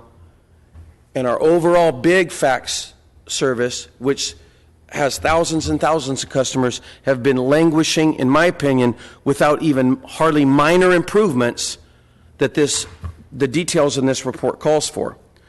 So I'd also like to know, kind of on the personnel side, where are we at with the staffing for drivers and also support supervisors within fax itself. I've had some conversations that show that we're a little short in those regards. But I know that we have a transit committee. I know that I believe three council members serve on that committee, right? So I'm asking as your colleague to please revisit at least the executive summary of the report. If you don't want to devour the whole thing, I understand. But look at the executive summary. It's got a lot of great information in there that we paid a lot of good money for. And so it's my opinion, and which has been shared with me by people that you would not think would even talk to Steve Brandow. Do not talk to that guy. He's on the other side. He doesn't even like transit. However, people still talk with me, surprisingly enough. And this opinion is my opinion, and it's been shared to me by others, that our current fax system has been ignored for 2 to 3 years. And while our energy has been focused on bus rapid transit, which I would like for the administration, I would like to hear about that. So I have some concerns. I have some questions. These are my concerns, and my questions are, where are we at with our drivers, our support supervisors? I did acknowledge that we're approaching some of this material in the budget, but why have we disowned this? Why have we disowned this report? Is this report even still available online? And why haven't we been talking about it since it's been completed for well over a year now? Yes. So if I could. Absolutely. So I don't believe that either this report or the department has been ignored. There are some things that have occurred since this report was issued and since the draft report was submitted to council. This thing called the general plan update, that took up a lot of time. Development code, that took up a lot of time. Rezoning the entire city, that took up a lot of time.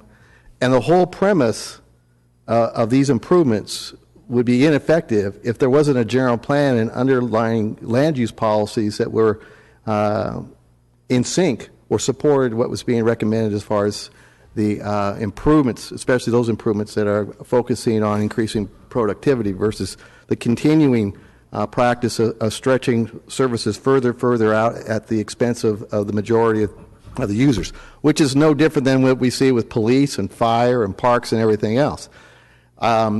With regards to this report, the item that starts off at the introduction talks about, with rapid growth, decentralization, auto-oriented development, and difficult economic times and tougher air quality requirements, the Fresno-Clovis metropolitan area transit agencies, FACTS and Clovis Transit, are challenged with maintaining a sustainable and efficient public transportation system.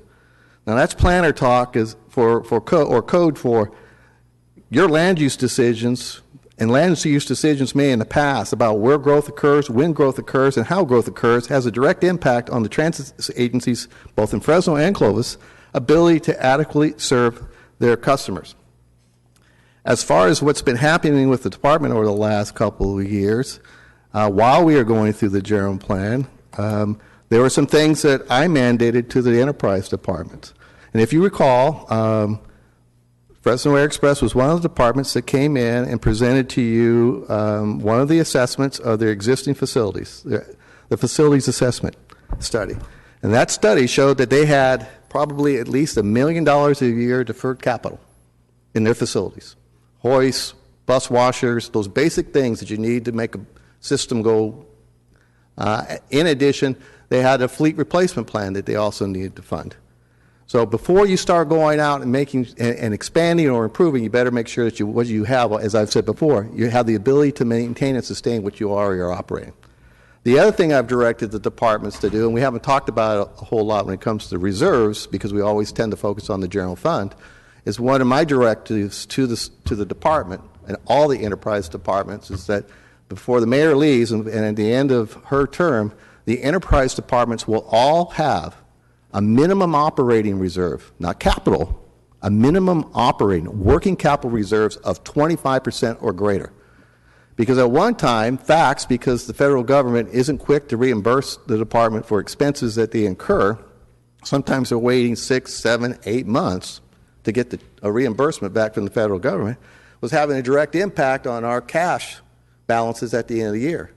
I'm here to tell you today that FACTS has, at a minimum, a 25% capital operating reserve. So therefore, if they were to go off and decide to be a transit district all on their own, they could do that now. In the past, they couldn't, because no one would have touched them because they are operating in a deficit. Someone would have had to bankroll the operation. So from a go-forward standpoint, we have been meeting with the Transit Committee, and we have been looking at some of the proposals, and as I will point out, on page, where's the one? Figure 1, which looks like it's after page 6 of the final report, so that would be, I guess, page 7 or whatever this is. Anyway, this map here, this is a good example of why there needs to be a community dialogue, and we've been meeting with the committee to go over some of the things that the report recommends, gives and takes. But I will point out to you that one of the recommendations in this report is the completely abandoned service west of what looks like about Fruit Avenue, and to start running fax service all the way into Clovis, which looks like it goes all the way out to the community hospital out on Temperance. It also proposes that fax or Clovis, one of us, run service along Clovis Avenue. Now, I will tell you as a city manager and a former transportation director that there's going to be a lot of conversation about who's going to pay the cost of operating fax or bus service east of Willow. And I don't know if Clovis is necessarily interested in investing any more into public transportation than they already are now. But if there is, perhaps like we did with the trail program, there needs to be a regional discussion about that service, because I would not recommend to you to abandon service west of 99 in exchange for providing more service into Clovis, without Clovis helping to offset that cost. Okay. So my point, if I can finish, my point is that we've been meeting with the committee. I don't believe the department has been ignored. They are filling positions, and that's certainly information we can provide to you when the department makes its presentation. I believe we needed one more meeting with the committee because there were some concerns about some possible changes and some services that could be impacted, or some agencies that could be impacted by those changes. But that once that meeting is concluded, we will be bringing back to council an overview of the potential changes, and then beginning of what, as it's pointed out in here, a comprehensive community discussion as to potential changes. Because the other thing this shows is that we would abandon CALWA. And CALWA has been a long-standing recipient of transit service.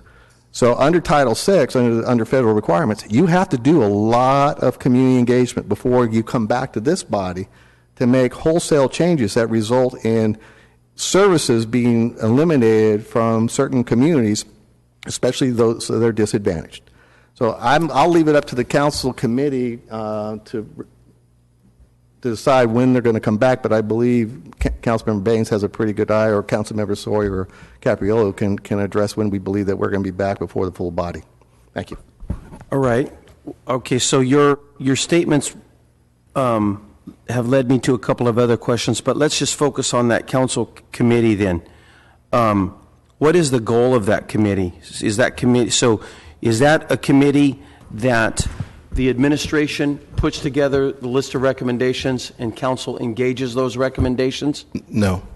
So I can tell you where the origin of the committee and what the goal is. So the origin of the committee actually is from the raging debate we had from BRT, when many folks made similar claims that you're making now, that there was this idea that BRT was going to be something separate than the regular fax system, and the regular fax system needed to have some upgrades done to it. So I remember engaging Bruce, and this is even before we had a new transportation director. Well, Bruce actually was the transportation director at the time. I think you were probably new to council, maybe, or a couple. When we started this committee? No, actually, yeah, no. When we first started the debate, BRT. No, you were here. I've been here for all of the bus rapid transit debates. Oh, yeah, that's right. You have. Let me Okay. remind you. Yeah, how could I forget? So anyhow, out of that, I talked to Rick Stites. And he shared with me some of the deficiencies in the current fax system, and he said that he wanted to address them. He agreed with the idea, ultimately, of BRT, but not at the expense of the overall system. So I agree with that philosophy. I think Bruce agrees with that philosophy, and we all agreed. So, And do you believe that we have been delaying the upgrades to? Well, I don't know about that. Let me. And so we decided after the BRT hearing that we would form a council-led committee. It was my idea, so it wasn't the administration's idea, and it was the idea of questions that I had that you and others had raised back then, and namely Rick Stites, about the lack of attention to the overall fax system. So the entire focus of the transportation committee, which now has enough information to get underway. There were a couple studies that were done. This was one. There was another study that we compiled internally, and we wanted to have that information before we started meeting. But the entire focus is to make the entire system perform better. All of the issues that you're raising, quite frankly, is what we're discussing in the committee meetings. So what we plan to do is probably in August, I think we said, we're going to get through budget, and in July is kind of a slow month. In August, we have planned to come back as a committee and make a presentation to the full council and start offering some recommendations, because there are recommendations that are going to come with the transportation committee's work. A lot of the recommendations, funny enough, are precisely in line with what the things you're describing. Very complicated, to be quite fair. How do you extend bus service, and how do you increase headways? Those are diametrically opposed ideas, but through the committee, we're kind of getting creative about how to do that. El Paseo, believe me, I'm a big fan of getting people out to El Paseo. The question that I ask staff all the time is, how do you prioritize work centers with transit? Because a lot of folks that are, in my opinion, working at a place like El Paseo or what have you, are, could be lower income earners and may not have a car. So they may rely on transportation. There are a lot of entry level jobs that are at El Paseo, fast food and what have you. So it's a high priority to me to make sure that the workforce gets served. I can tell you that our fax director, and along with Bruce sits in on every meeting as well, have taken that to heart and are putting proposals together and are putting options as to how we would do that, what it would look like. But that one change changes the entire system citywide, which is why Bruce is saying that we have to then hold community meetings. We have to explain to the community what we're going to do. One change like that, in fact, changes the entire system. So to let you know, I think that your questions are well placed, honestly.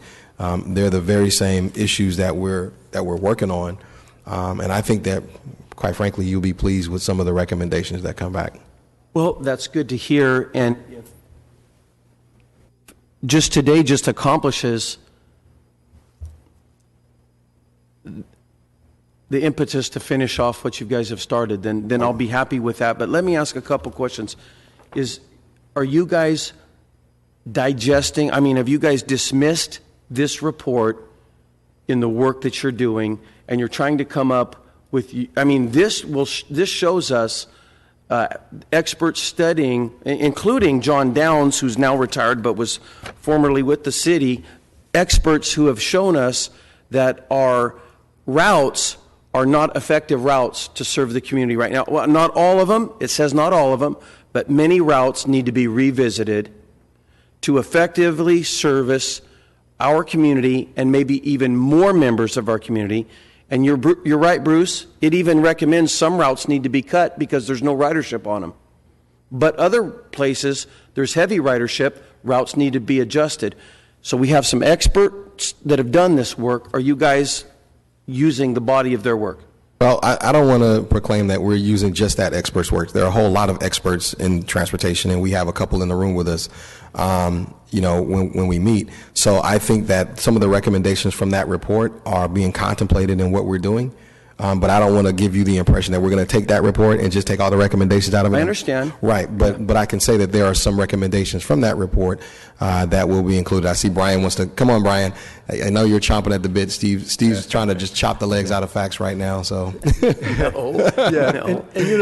it's interesting. Sometimes in your own home, you don't recognize the strength of the members in your own home.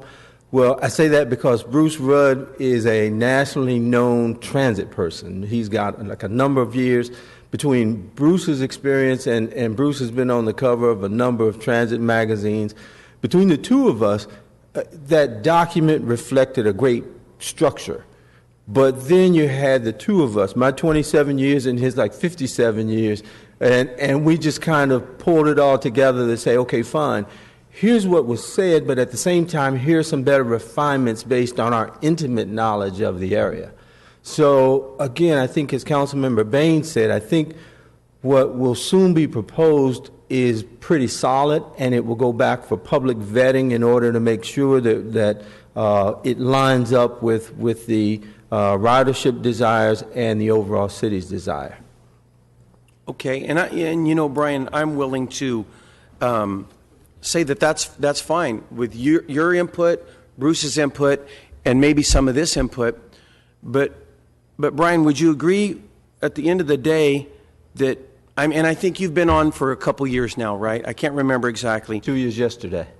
2 years yesterday. Yes. Well, congratulations. Thank you. But it just seems to me like facts is languishing right now. I would rather have, and I hear you, absolutely. I would rather have that than to move too quickly and then find our way in an impossible situation to reverse. So a large part of what happens in public transportation is to communicate. And we've got to communicate where we are, we've got to communicate what we're looking at, we've got to communicate. And it's amazing. I'll give you a personal example where in one transit system, we altered an environment where the trip time from point A to point B was an hour and a half. We reduced it to 42 minutes. People complained. It was unfamiliar, so therefore they complained. It was a tremendous lesson to help people, for me to understand that we definitely have to communicate. We could be changing what's familiar to people and making it unfamiliar. Mm-hmm. So to do that, there's a process. So that's all we really want to do in this, and we want to make sure we embrace comments from every council person involved. We want, again, to go back out to the community. And then there's a larger point, too, where the general plan to me, and I am a Connect Transit to land use proponent. The general plan at one time, sprawl had kind of taken over the city, cost more in police services, cost more in fire services, and all of those things. Transit can have the same impact. So we can't reach out too far too fast. We've got to make sure it's a tight environment. We build ridership up and then establish the route versus, here's a new mall here or here's a new job center there. We've got to be strategic in how we do it and work with people, not against people, to work with people to make sure that they understand why we can't do it. And you guys build the demand. If the demand builds and it turns out to pin out, yes, maybe in time we can do that. But I know for sure in the end you will appreciate our laboring. We are taking this lengthy time to do it. Again, I'd rather do it right and get it right one time than do it quickly and get it wrong a number of times. Okay, and I think that's a very responsible answer, which I've used that answer in other situations. So I do agree with that strategy. But I would say, you guys have both talked about the general plan and sprawl and how we needed to contain that maybe before we move forward on this. But most of the citizens, and in all reality, when I look at the route lines, with a couple of exceptions, they're not going way out to the extreme edges of the city. They're actually servicing the sections of the city of Fresno that we would call infill, right? I mean, the people that they are serving have nothing to do with sprawl. Now, there might be some desire, and as a matter of fact, in the workshop, I even watched the council comments, and I remembered, having reviewed the council comments, I have somebody that actually lives past El Paseo on the other side of 99 in one of the new neighborhoods out there that wants bus service out there.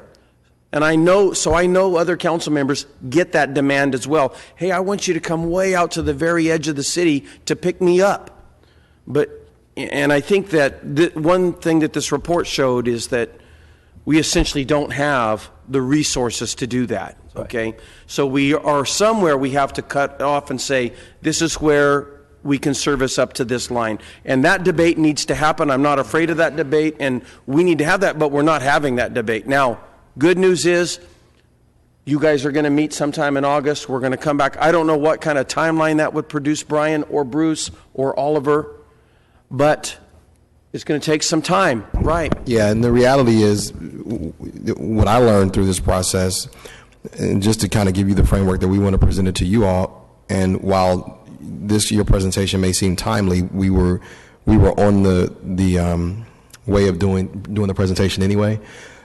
So once we do that and give that presentation to council, we then triggers really the public outreach and response. Mm-hmm. I think that process, as you've explained it to me, Brian, can take several months. Yes. I mean, at least, and I've had to begin to appreciate how important it is to make sure that we don't under-communicate this to a public and frustrate them even more and cause ridership numbers to go down because we didn't do the proper due diligence. So I can tell you that we'll be presenting the ideas of the plan probably in August, September, somewhere in there, a couple months from here now, after we get through budget, and then that will trigger the community outreach, and then we'll take their response. And based on what they say, there could be some further recommendations that will come back to us to fully implement. Am I describing that right, Brian? You are, and I guess there's a piece even before that. A number of things that were generated in the consultant's report was based on public input. Right. And then we know that there's a future, and there may be some changes or tweaks either from development that's occurring or about to occur. So the Transit Committee has been really helpful in terms of saying, I think something is going to be put there or something may be put here. So will we actually embrace that? I say all that to say that it's a long process more of communicating than it is actually us doing anything else.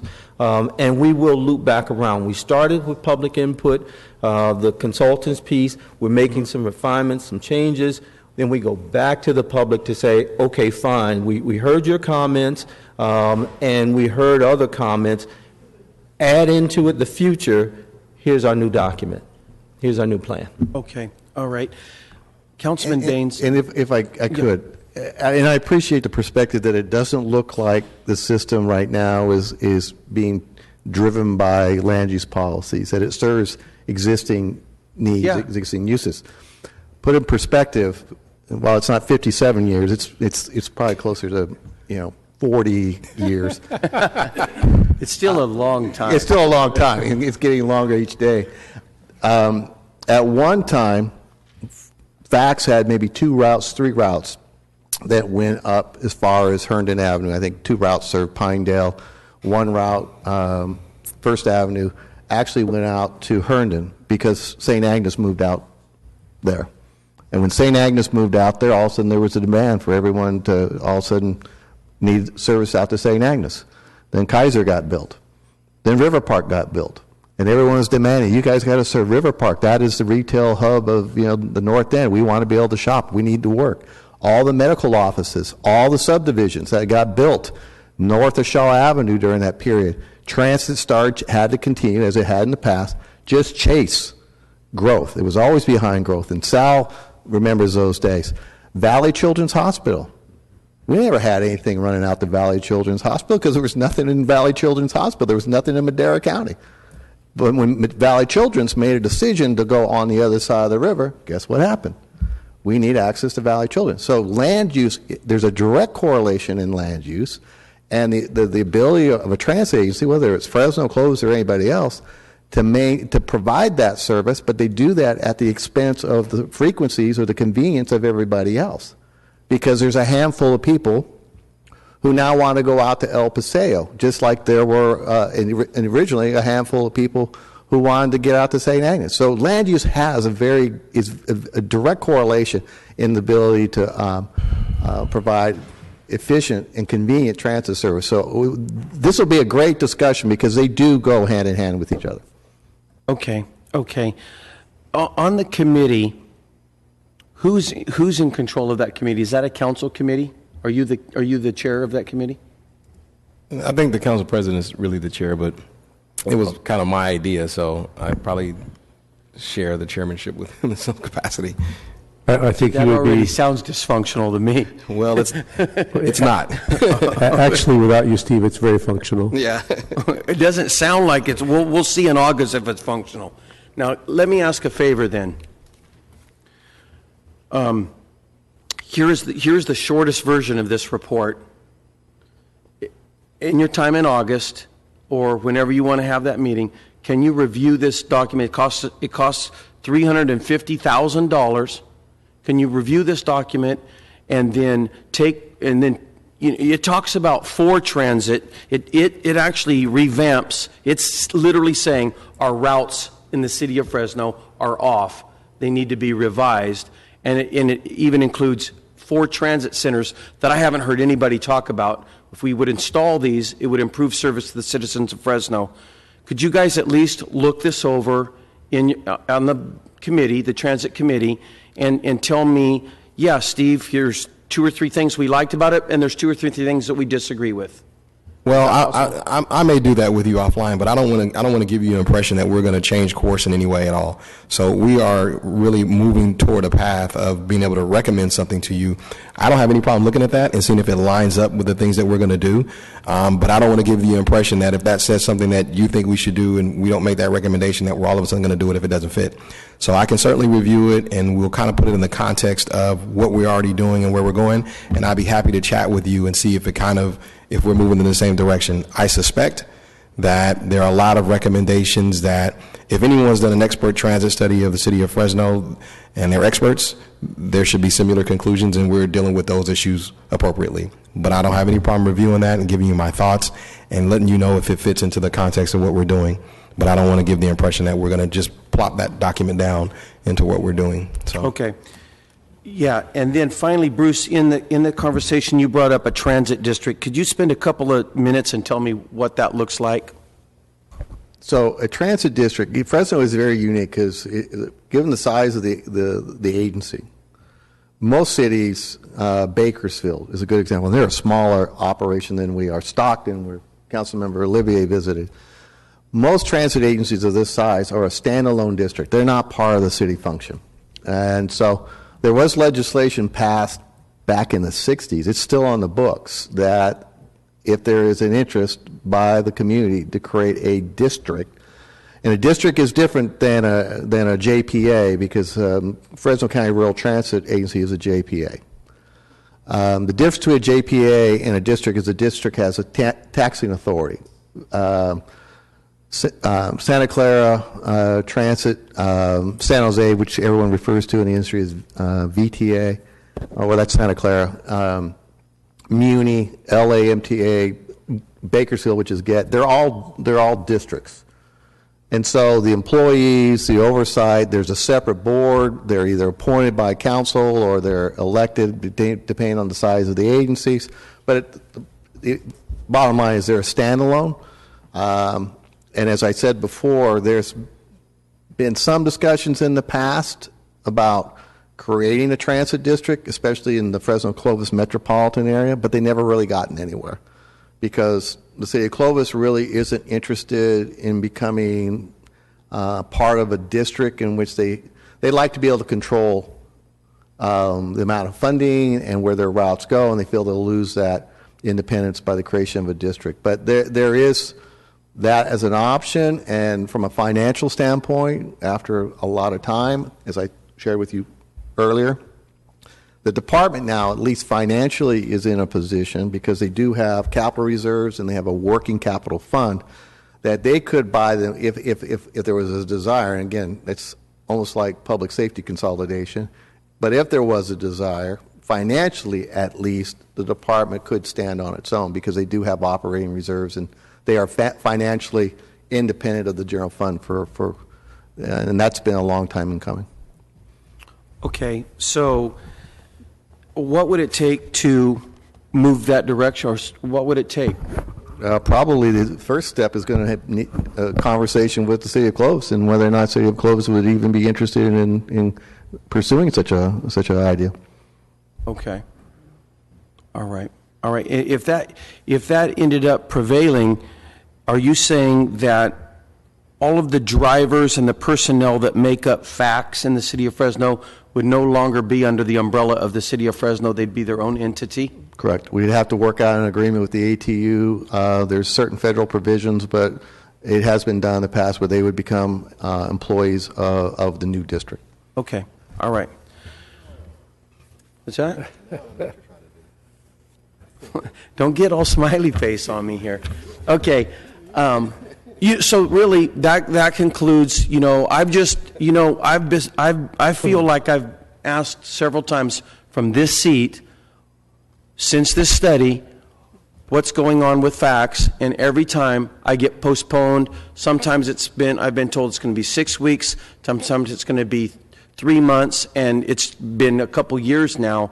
And to me, we're just postponing something I think that we all agree on, that we need to overhaul some of the routes on FACTS and some of the services, and we need some upgrades. And we're postponing that for FACTS, and I'm not happy with that. Yeah, and I can tell you that, and you will probably be then very happy when we go over the FACTS budget, because we are proposing, we aren't going to just sit and wait for the study.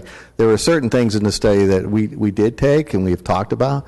So the budget proposes going to 15-minute headways or 15-minute frequencies, buses showing up every 15 minutes on Shaw, on Cedar Avenue, so that Fresno State is being served. So you create that backbone, that core, along with Ventura, Kings Canyon, and then when BRT comes online, then those frequencies will improve even further to 10 minutes. We're going to start operating later than we used to, or do now. We're going to operate until 11 o'clock at night. I remember a time, and I said this yesterday, when our buses were off the street by 7 o'clock in the evening. Mm-hmm. So imagine a city of 500,000 where the transit system shut down at 7 o'clock.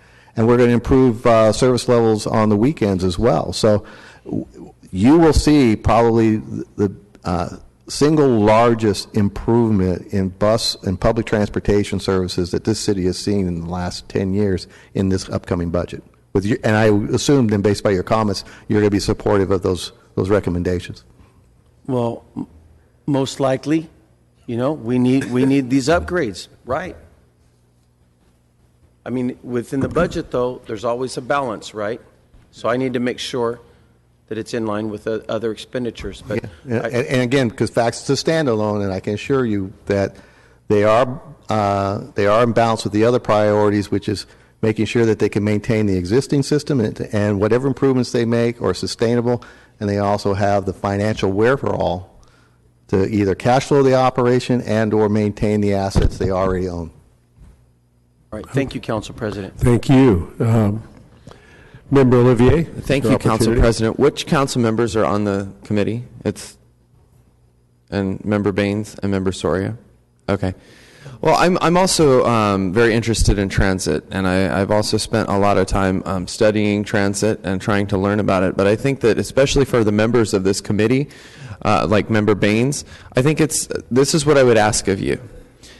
Yes. this is what I would ask of you. And city manager and Mr. Marshall as well. I think that as an organization, as the board, the governing board of the fax service, I think we have to determine what is the point of what we're trying to do. Are we trying to, what is the priority of this organization? I heard it mentioned by someone this morning, and I don't know who it was. It says to get people to choose fax and get out of their cars. Is the number one function of our fax system to try and convince people who currently own automobiles to instead ditch the automobile and use fax for transportation? Or is it the point of fax just to serve existing customers to the best of our ability? Or could it be both? I happen to be of the opinion that I would be interested, and I don't know what transit industry numbers are, but I would be interested to know how many people who use the bus, and especially for our system only. I mean, it would be different in a place like Seattle or Portland, but how many people in our community use the bus who have who own vehicles, who have valid driver's licenses and are insured, and people who we keep hearing about who are dying to ditch the Benz to take the bus. How many? What's the percentage? So of 100 people, I mean, do you have this? Out of 100 people on a fax bus. Did you want me to respond to your first point about the committee? Well, no, Okay, you don't have to respond to anything. I'm just throwing that out there because I am curious how many people on a fax bus have a car at home and are choosing the bus for transportation because they feel guilt because that trip downtown might cause some carbon emissions, so they've decided to take the bus to improve the earth. I'd be willing to guess that maybe out of 100 fax customers, there may be one or less than one person who takes the bus because they don't have a car. I think that it's my personal belief that most, if not all, the people who use the fax system are using it because they don't have access to a car. And I think that and this goes with Member Brandau's statement, that if we neglect this system, if people are going without a car and they would prefer to have a car, they're using the bus because they have to get places and they have no other choice. So they turn to us. And then we operate a system that doesn't have a sweeper bus, or we operate a system that has trash piled up at the stops, or we operate a system that has no bench or sunshade, and they're mothers with young children baking in the sun because lack of infrastructure, because of the system's lack of infrastructure.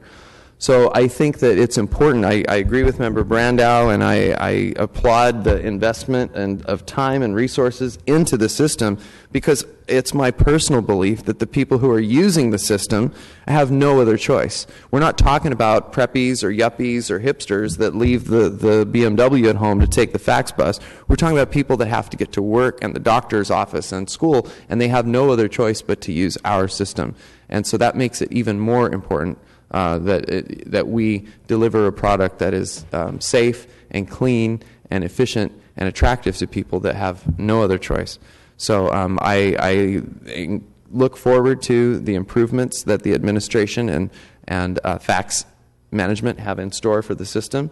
I've always looked out for those kinds of things, so I'm looking forward to see what's in store. And I appreciate the work of the committee and would ask them to maintain vigilance for our riders and our customers and people who have no other choice but to take the bus. Thank you. The screen is clear, and I can assure you that the committee will maintain and address all those issues as well as we can. But we'd also encourage you and Steve to communicate with the city manager with solutions. That's a great word, solutions, to some of the issues that we're talking about that are viable and within budget. With that, we'll move on to the next item, which would be unscheduled communication with Mr. Watkins. Yeah, name and phone number. Not necessary. Name and address. And Council President Capriolio, thank you. Members of the Council, Howard Watkins, 1785 West Dovewood Lane in Fresno. 93711. I come before you because you're going to be dealing with the budget later this month, and I know law enforcement is a major part of that budget, as it is for the county, and I want to make sure you understand that the most cost-effective and critical time to influence a child having a positive, constructive, and healthy future, one that will most likely not involve crime, is conception to age 2. Law enforcement doesn't deal with that. The city doesn't deal with that. The county has not been dealing with it very much. The schools do not deal with it. And we spend literally hundreds of millions of dollars in this county because that is not addressed in an effective manner. Fortunately, there are many programs. Fresno Unified is now working on developing a curriculum so that their students that are future parents of a lot of their students will be educated. Whether they hear it or not is another story, but they'll at least be apprised of why conception to age 2 is so critical. When I talk about this time frame, it does not mean you ignore programs after age 2. It just means it's more costly for less bang for the buck. For the council members and city manager and Georgianne, for the mayor, I emailed a paper I wrote out yesterday, so you have it digitally. The advantage of that is it has an extensive bibliography that is linked to the internet. So you can click on it instead of typing 2 or 3 lines to get that particular report. I have hard copies, and sir, if you'd pass out to everybody, that I really encourage you to read it, because this is supported 100% by science and studies. My paper is based on 2 books, Ghosts from the Nursery, Tracing the Roots of Violence, which documents that virtually everyone in prison had a bad conception to age 2. Second book, Scared Sick, The Role of Childhood Trauma and Adult Disease. Not everybody has a bad conception to age 2, commits crime, but virtually all of them get adult diseases 10 to 20 years earlier and die 10 to 20 years earlier. And the paper itself, I think, is about 8 pages, but there's various attachments to it. One of them is an op-ed piece by a criminology professor at Fresno State saying basically crime starts in the womb. Because if that's bad and birth to age 2 is poor quality, the likelihood of the child getting involved in crime and negative activity, child domestic violence, etc., increases. Now, the city's not set up for programs to directly impact this. But to the extent the city can work with local schools and the county and local organizations, First 5, there's Cradle to Career. That's a very effective program that the city is all involved in. I encourage you, if you look at the very last page, you'll see a chart. And that's by Dr. Bruce Perry, one of the leading national experts on early childhood development.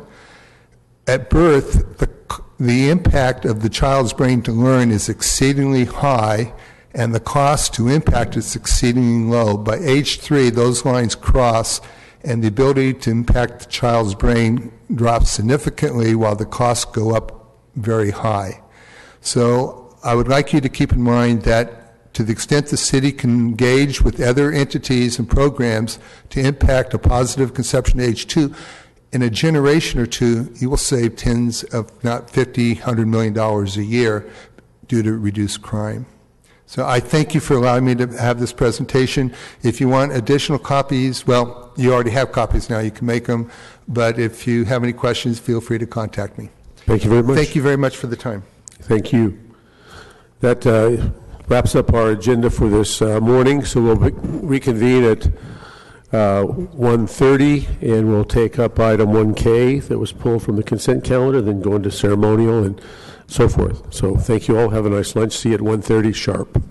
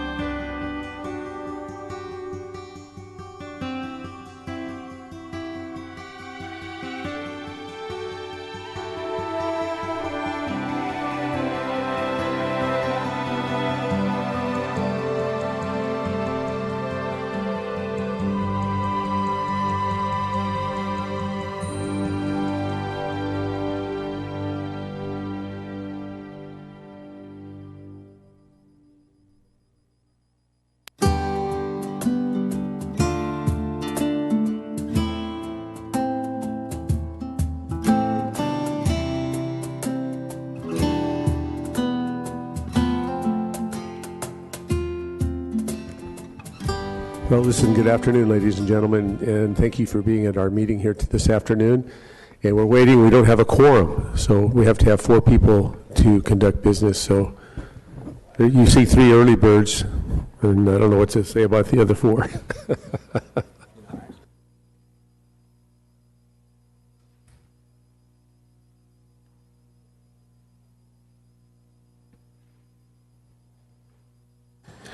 Okay, listen, we will start some ceremonials right now, and we will start with Councilmember Baines, and that would be the proclamation of Fresno Pride Day, and that's sponsored by Councilmember Baines and the Mayor's office, and we'll start with him.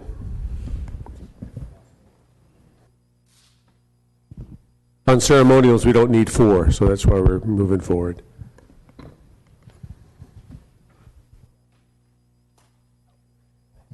All right, if I can have my representatives from Pride come on down. Yeah, come on down. Pride.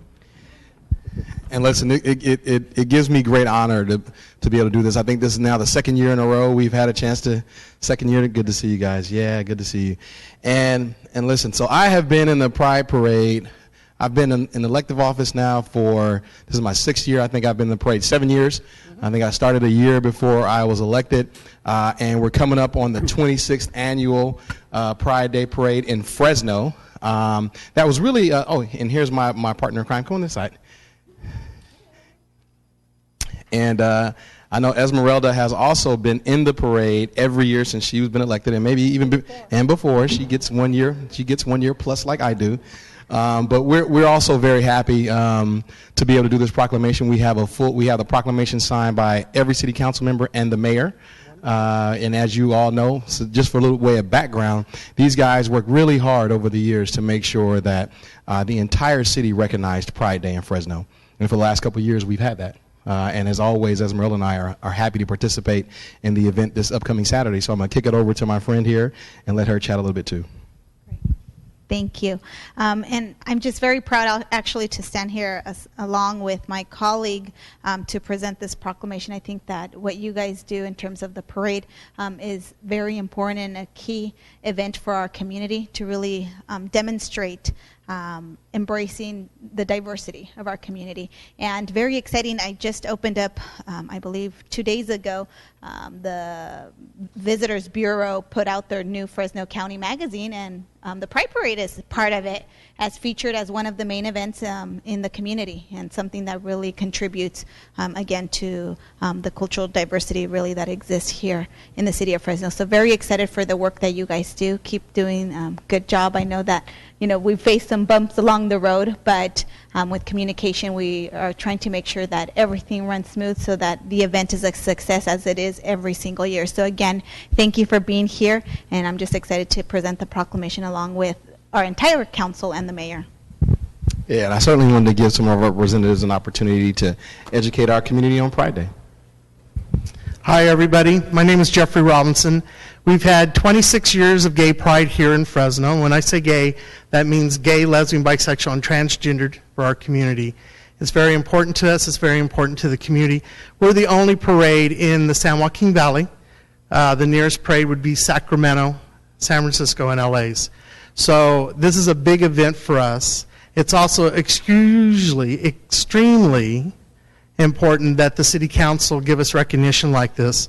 This has been 25 years was the first time.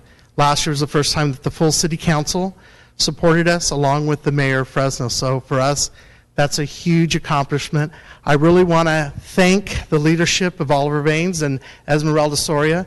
We have always had great friendships and great working relationships with District 1 and District 3. So we understand the leadership that you provide for us, and it was your guys' work on behalf of us that got the proclamations. We do want to extend an invitation to the full City Council, and for those that are not here, please come on down, please be our invited guests. You can come and march in the parade. We don't need to know further notice. We know who you are. We know some of you are running for other offices right before Election Day on the 7th, so you might want to come in and let the queer community, the gay community, know why we should support you. So I invite all of you to attend. Our event is open to the whole community. We have lots and lots of non-gay and lesbian people that come and enjoy. The parade is free. It starts at 10. It goes down Olive from Palm to Wishon. It's a great family value because you can bring your kids out. Lots of entertainment. The festival is $5. That's a really economical festival. Many of the festivals are $25 to $50 to attend for a Pride event. Come on down. Children are invited. We do a lot of work with Wesley Methodist Church to create a children-friendly area. We bring in bounce houses. We have kiddie bags that we give to the first 100 kids that come through our area so that they have water and juices and other things. And we have activities for them. So it's an all-ages event, from teenagers to older adults to our age adults to little kids. So come on down and enjoy us. It's this Saturday. Parade at 10, festival from 11 to 3. Thank you. All right. Thanks so much, Jeff. And Madam Clerk, if you can read the proclamation. Whereas the 26th Annual Fresno Pride Parade is held in the city of Fresno on June 4th, 2016, the Fresno Rainbow Pride 2016 festival theme is Free Your Pride. Invites people from all over Fresno County and the Central Valley to participate in activities provided to educate and celebrate each other and commemorate the rich diversity of our community. And whereas Pride originally began as a result of riots at Stonewall Inn in 1969, the lesbian, gay, bisexual, and transgender community desire better representation and a day to celebrate and recognize their own culture, a tradition that continues through this proclamated day. And whereas one of the nation's greatest strengths is rich diversity of its people, lesbian, gay, bisexual, and transgender LGBT Americans form an important part of this national tapestry and have contributed to every facet of our society. And whereas the city of Fresno recognizes the LGBT population and opposes any oppression and discrimination which diminishes the quality of life for any city of Fresno resident or visitor, including those in its lesbian, gay, bisexual, and transgender community. It is only through a community's unity that we can overcome injustice towards all groups of people. Now, therefore, be it resolved that we, Mayor Ashley Swearingen, and the members of the Fresno City Council do hereby declare June 4th, 2016 to be Free Your Pride, Fresno Pride Parade and Festival Day in the city of Fresno. Woohoo! All right. Thank you, guys. You guys are very welcome. Nice meeting you. And we'll see you on Saturday. Yes, we will. All right. I'll be announcing you. Thank you for your continued support. Good seeing you again. Congratulations. And next we'll have the SPCA Pet of the Month, and Councilmember Olivier will do the honors.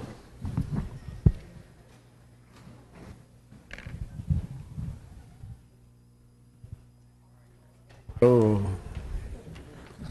it's a puppy. All right. Well, for this month's Pet of the Week, we have two pets. And we have a little puppy and a little kitty, and they come from the SPCA. SPCA, of course, doing good work in a community that there really is a need. There are too many people who don't care for their animals. I've read in the media that sometimes people will throw an animal out of the window of their car if they don't want that animal. It happens frequently with kitties. In fact, our babysitter. In fact, our babysitter adopted her cat that way. Someone threw it out the window. So this is a community that needs homes for animals, and we have the SPCA is a fantastic place to get one. So I'll let you guys say a few words. I imagine that animal babies go quick, right? And the puppies do. Yes, they do. These two right here specifically, they're available for adoption now. That puppy right there is named Lee. He was over on Channel 47 a little while ago. Yes, Lee. It's named Lee. This dog is named Lee. Do you want him? Yeah, he is cute. Oh, I think you need another one, your namesake. Yeah, he's a little 2-month-old Shepherd Akita mix that arrived at the shelter with 9 other siblings. Absolutely adorable little puppy, just like this. We get them all the time in little boxes or just dropped off on our little doorstep over there. And the same with that cat over there. 2-month-old Zachary.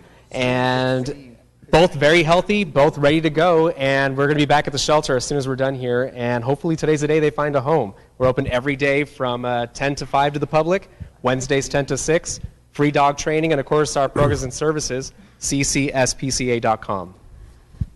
So these are ready to adopt today. Yes. Wow, what kind of puppy is this? It looks like kind of a purebred. No, he's actually like a little shepherd Akita mix. Oh, So he's got, really 2 mellow. mixes. Yeah, very mellow. But He's of course, very mellow. Driving around and it's kind of hot, so he's just playing. Is this going to be a huge dog one day? He's going to be about 60 to 70 pounds. Oh my gosh, 60 to 70 pounds, and he's so And he'll weigh more than you. Oh, that's funny. There you go. There you go. Oh, you're cute. You're cute. No, I didn't drop him. All right, you know what you have to do, Fresno. Let's get these guys adopted. Thank you. Thank you. Clint, is that Zachary Brandow, the kitty cat there? Oh. You know that Councilmember Soria just went to Paris, France. She just went to France, and you know what she discovered there? That in Paris they have cat cafes. What do you think about that, Zachary? Where you eat your lunch amongst cats. So anyway, maybe there's a future for Zachary. Yeah, hopefully. Thank you very much.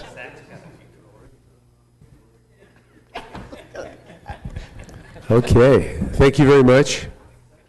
Good luck on those adoptions. I think they'll go quick, if you will. Thank you. Next is recognition for Operation Flag Fresno Blackstone. And that's presented by the manager's office, the mayor, and Council President Capriolio. So we'll be right down there.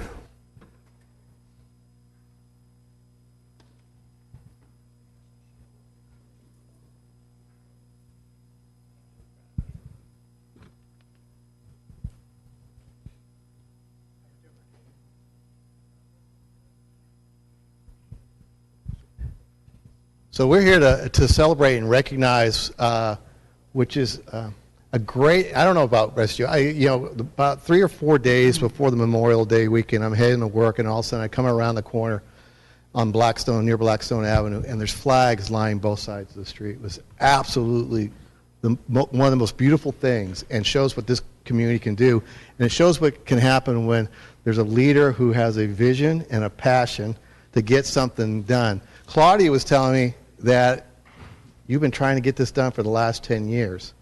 For the life of me, I don't know why, but I apologize that it's taken you that long to get there. But congratulations for getting there. I know you have others here today that have also contributed to your success. But this is, again, one of the examples of when someone comes in and says, I got an idea and all I need is a little help, rather than, I've got an idea and can you write a check for it? And while the city did contribute, and it was Councilmember Quintero, Councilmember Baines, and Councilmember Olivier actually helped donate to this project, worthy project, and our Public Works Department stepped up and provided some additional help. But it was actually the volunteers who went out in the morning, I guess, and actually put in all these flags. So, Ken, I'm going to hand the mic. Well, first let me hand it over to the Council President, but I want to express our appreciation on behalf of the mayor and I know the council, and more importantly, the community, for getting the job done. Because a lot of times, again, it shouldn't have taken 10 years, but you stuck with it, and that's what we really appreciate. So, sir? Thank you. As Council President, speaking on behalf of the entire council, we appreciate everything. There's a great deal of work. We know it was a ton of work, a ton of organization. And Post 509 in District 4, one of my crown jewels.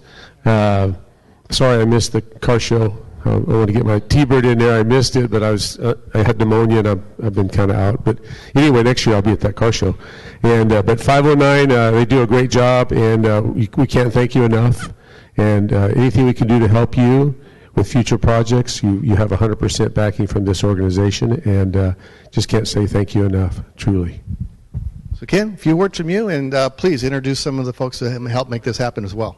Well, in a moment, you're going to be passing out certificates of appreciation, and all of the people that are here that were involved with the project are going to receive a certificate. But as you said, it took not 10 years, it took 8 years. But who's counting? When we got started, Mayor Swearingen was 100% behind the project. the city council back then was, and Brian Russell from the road department was in charge of putting up all of the brackets, and we did this downtown first. So every Veterans Day since then, we have put flags up downtown for that. Phase 2 of the plan was Blackstone, and unfortunately in 2009, the dollars were kind of tight, and Brian called and said, we're going to have to lay off a bunch of my people, and we're not going to be able to do Blackstone. So we put it off. Then I met with all you fellows and lady back here in December, Right. and that was after we bought the flags to replace the ones downtown. From that meeting with Gregory, who is Council Member Baines' Chief of Staff, he introduced me to Claudia, and Claudia and I talked about it, and she worked it out with the mayor that we could get the road department to put all the brackets up on the lamppost. So they did, and we enlisted the aid of the 1072nd Army National Guard Transportation Unit to be the ones that are putting the flags up and taking them down, and they have made this something they're going to do in perpetuity. They're also going to store the flags, which is also a big project all in itself. 350 flags, when you think about it, it's a big pile of stuff. So, so they're taking care of that for us. So yes, we're very pleased that it's finally come to fruition, and awful lot of people been involved in it, from the city to the American Legion Post 509, the American Legion Riders, the 1072nd, and of course all the people who donated money to this, which you'll be giving a certificate to. So real quickly, we have, as Ken mentioned, we have some certificates of recognition. That's you, Ken, not me. And first of all, we want to start off with Mr. Hendricks. Ken? That's okay. Congratulations. Oh, thank you.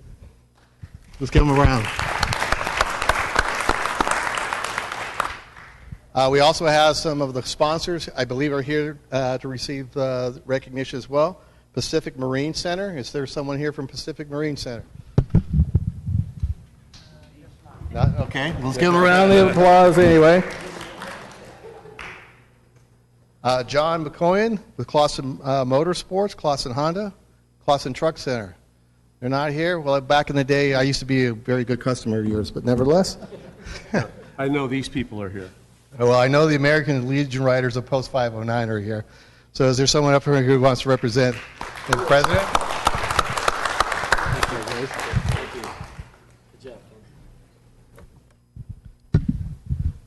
The 172nd Transportation Company, California National Guard. Is that you guys, I believe? Who's going to rep? Who's going to... Come on, someone's got to step up. There you go. Someone's going to step up. Congratulations, sir. Thank you, sir. Appreciate your help. There's another team right here, team leader. Come on down. We'll take a photo. Yeah. We're going to take a group picture. Yeah, we'll take a group picture. Okay. Wells Fargo. Is Wells Fargo here representing? Okay, we'll make sure. Let's give them a round of applause anyway. Diversified Development Company. Here we go. Thank you very much. We'll get you in a group shot in a second. And last but not least, and I know Sal's here representing Mr. Cash and River Park Properties. So Sal, come on up. Why do you have a surprise look on your face? Thank you, Councilman. Thank you. Thank you, Mr. Rivers. And if we could get everyone back up, we'll do a group photo. And Claudia, given all the work that you had involvement in this, why don't you come on up as well? This was truly a team effort and something that this community should take great pride in the years to come. So yeah, we can get everyone in.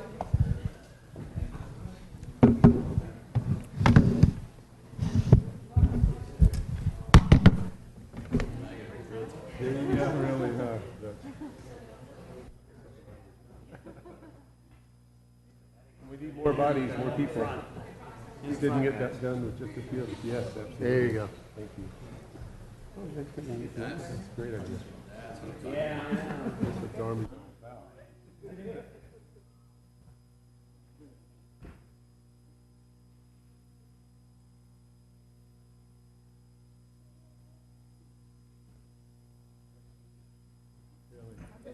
JD, you should be down here. Just keep your eyes moving. Yeah. Come on, JD, come down and join us too.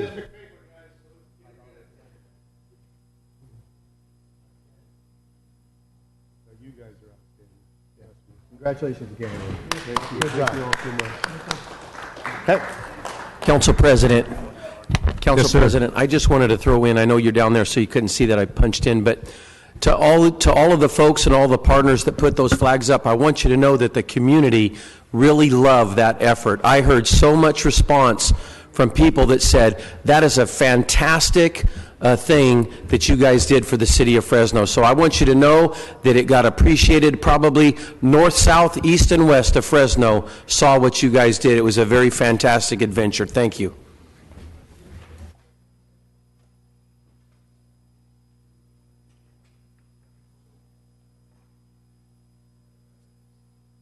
Again, fantastic. And, you know, the Air National Guard here helped us out at one time at Melody Park. And we were doing a park cleanup, and we cut down a couple of dead trees. And these were, gosh, 3 feet by 4 feet. And you guys stepped up and got all that out of there to the curb so we could haul it away. So I know you are do many, many things for our community. And Air National Guard, airport's in my district, so I thank you. I thank the 509. Thank everybody involved with this and all the sponsors. So because of that, another feather in our hat for the community of Fresno. Okay. We have to wait 1 minute. Okay, well, that's a good idea, except Isabel was not here. Okay. No, what are we going to do now? Here she comes. So we're, at this time, we're going to do contested consent items. This is an item from the morning that was pulled for discussion, and we always do that at 1:30-ish, and that's why we're doing it now, and it's 1K, and Councilmember Soria, you asked to review that and further. Thank you all again. Thank you so much. Sincerely appreciate it. Councilmember Soria. Thank you, Council President. So we sent, my office sent out a couple questions. We did get answers to the questions, but maybe, I don't know who's going to be, is it Jennifer or Kelly that's going to come up? Okay. Just some of the questions for the public's knowledge that I had inquired about.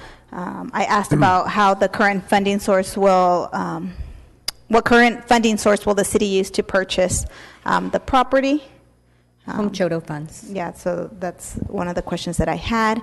And then also, similarly, the funding source for the $6,000 property. The first one was a $264,000 property, which was the Chodo funds, right? Right. Is that correct? And then the second one was the $6,000 property. Housing Successor Agency will Okay. be putting in the 6,000. And then another question that I had also inquired about, in regards to the funds, will the funds from the Home Investment Partnership reimburse the original funding source? Yes. That was one of the, okay. And then also wanting to know whether the funding source for the RDA would be, if it would be reimbursed. Yes. And you guys had said that, yeah.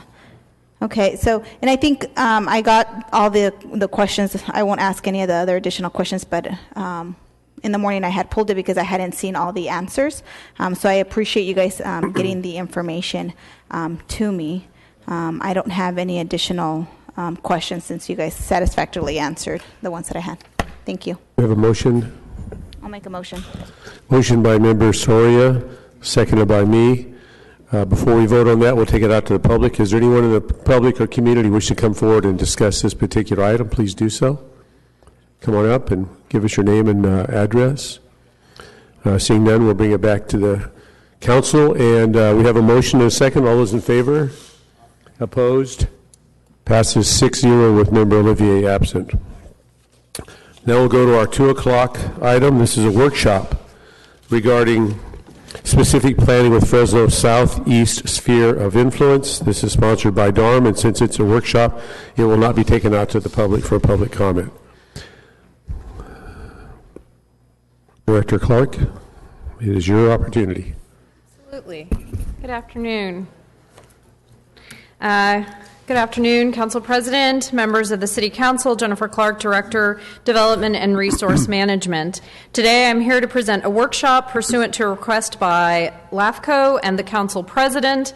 Also present is David Fye, Executive Director of LAFCO. So let's provide you some context of what we're talking about today.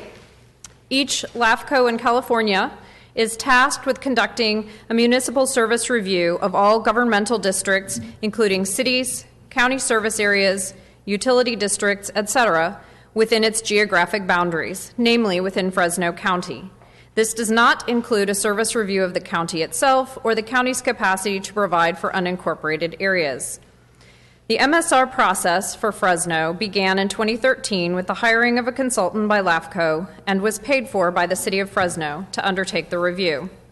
The draft of the MSR was not completed until the summer of 2015 and provided to the City of Fresno. The draft was an extreme departure from past and current MSRs by the Fresno LAFCO. For example, the Clovis MSR was adopted in April 2015 and is 56 pages in length, including acknowledgments. The City of Fresno old MSR was 35 pages, including the staff report. The new City of Fresno MSR is 234 pages in length. In spite of cooperation and sharing of data, the report was deficient and required extensive corrections by the City of Fresno. However, when it was presented to the LAFCO board for approval in October of 2015, the City of Fresno concurred with the findings of the report. Following the presentation of the report for consideration, the LAFCO board continued the matter and then appointed a subcommittee to conduct a further review of the findings on the city's sphere of influence, in particular, the area that was previously known as the Southeast Growth Area, SEGA. The city participated in the ad hoc listening session in February of this year. At that meeting, a number of members of the public spoke in support of the city's sphere of influence, along with representatives of the Clovis Unified School District, the Sanger Unified School District, the State Center Community College District, and the BIA. No members of the public spoke into support of changes to the sphere of influence. Following the February meeting, the ad hoc committee made a recommendation to the full board to adopt the MSR with certain changes to the sphere of influence, including adding the Metropolitan Wastewater Treatment Plant, an area along Friant Road containing the recreational trail, and reducing a portion of the southeast sphere. The speakers from the February meeting reiterated their support for the existing sphere of influence contained in the city's current general plan without a reduction in the southeast. At this time, the LAFCO board requested that the City Council provide assurances and a timeline to the board on the planning and development of the Southeast Sphere.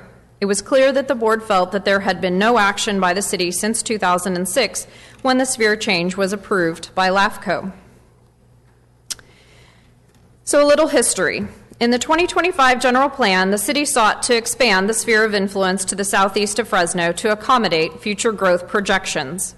This action occurred in 2002 and was soon followed by an agreement with the County of Fresno, which I will discuss in more detail in a moment. 2006, the expansion of the sphere of influence was approved by LAFCO. Following that approval, the city immediately began taking action on the items required by the LAFCO resolution, which included, among other things, a specific plan.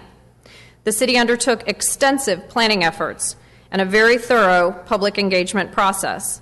As a matter of record, there was an advisory committee which was appointed by a multitude of persons, including the mayor, council district representatives for District 4 and 5 of the City of Fresno, and county supervisors Judy Case and Bob Waterston.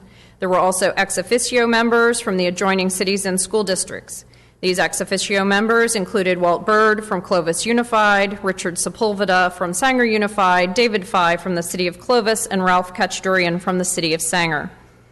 For over a year, the advisory committee held public outreach and engagement and developed, with the assistance of a consultant, 3 alternative land use scenarios.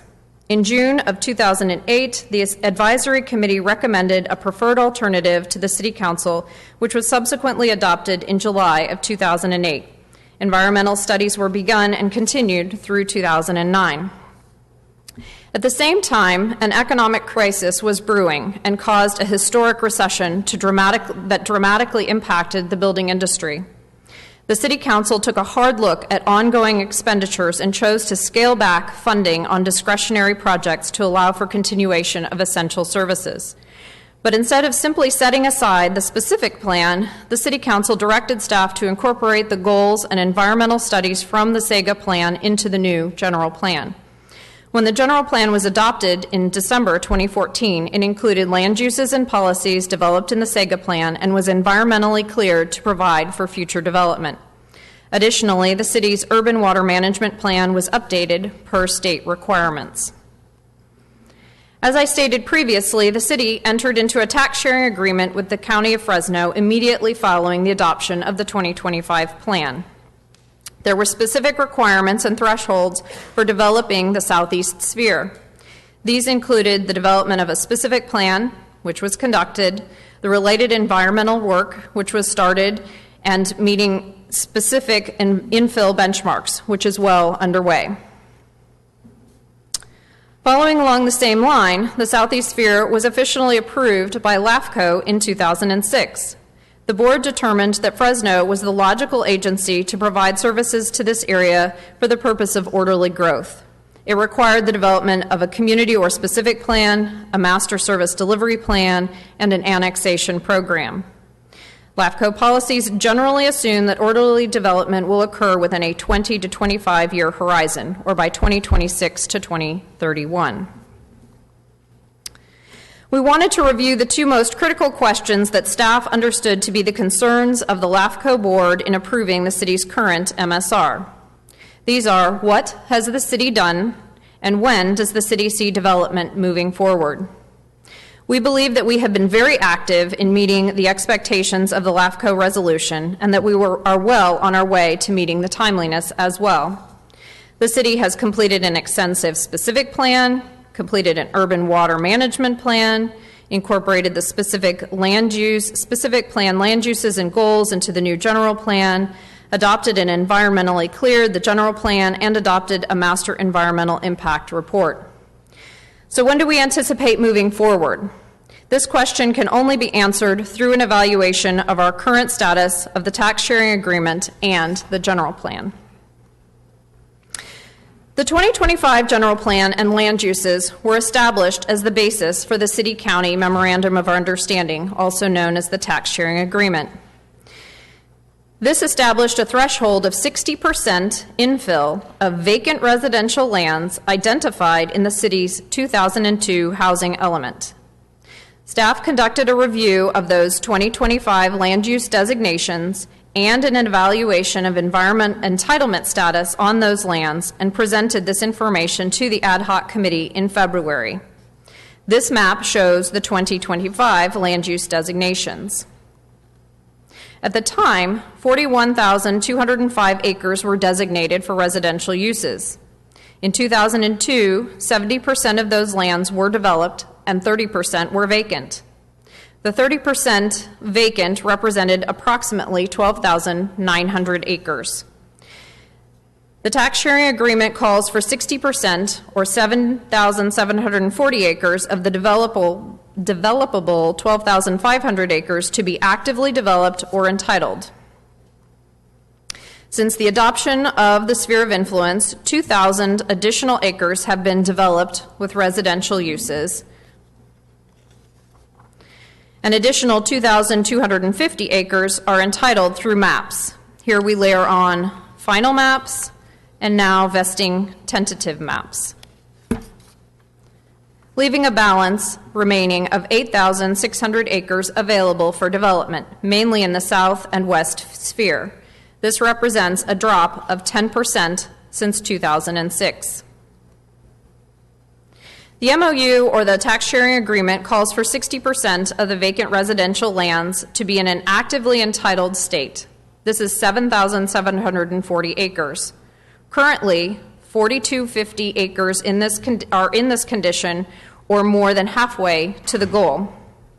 While there is still land to be developed, we are seeing activity increasing in the initiation of new maps, entitlement activities, and even redevelopment of existing land uses. At the current rate of development, the demand for large tracts available for development is increasing as well. While the resolution approving the sphere of influence and the tax sharing agreement were predicated on the 2025 general plan, the adopted general plan supports and upholds those goals and expectations. The general plan supports a balance of growth and investment in both existing city limits and new growth areas. The general plan calls for the revision of existing specific plans and new specific plans, and is in some stage of developing a number of these right now. The economy is recovering, and we are seeing increased pressures to construct new residential units. We are seeing a balance of development applications in the core as well as on the fringe. We believe that based upon these expectations that the city is well within the expected timelines set in 2006 for a horizon of 20 to 25 years. As to the last question of when, the draft timeline you see here calls for the development of a series of plans over the next 4 years that will ready us for additional growth and expansion. As you can see in the timeline, the city is currently underway with the Southwest Specific Plan and is funded for the Roosevelt Specific Plan. The Urban Water Management Plan update is currently underway, and a West Area Market Study should be completed by the fall, which will then direct and lead into 2 specific plans in the West Area for north of Clinton and south of Clinton. The anticipated level of growth and infill expects that the Southeast Development Plan will be ready for a reboot in 2018 to 19, with development occurring in stages beginning in 2020. Based on the expectation by LAFCO that the land will be developed within 20 to 25 years upon expansion of the sphere, the area defined as the Southeast Sphere of Influence will be needed for the orderly growth of the city of Fresno. Again, David Fye from the LAFCO is here to answer any questions along with the city manager and myself. Thank you. Very good, thank you. We'll bring it up here to the council, and Member Quintero, you're first up. No public comment on the workshop. You can call people. Mr. Fye?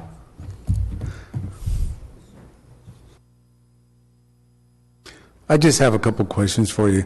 First of all, thank you for meeting with me and our staff and Mr. Gonzalez a couple weeks ago. Really appreciated it, and finally met you for the first time, I guess. But do you have any response to the presentation or thoughts? Well, yes, as a matter of fact, I do.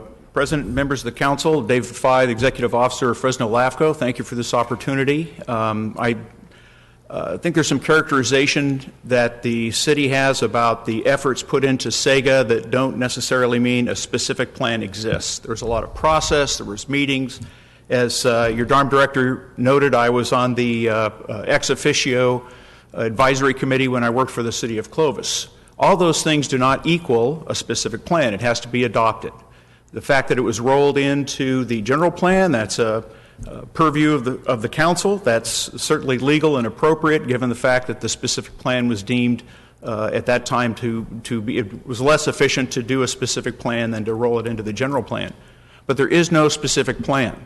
All the efforts that went into it can contribute to that specific plan, but the specific plan was not adopted.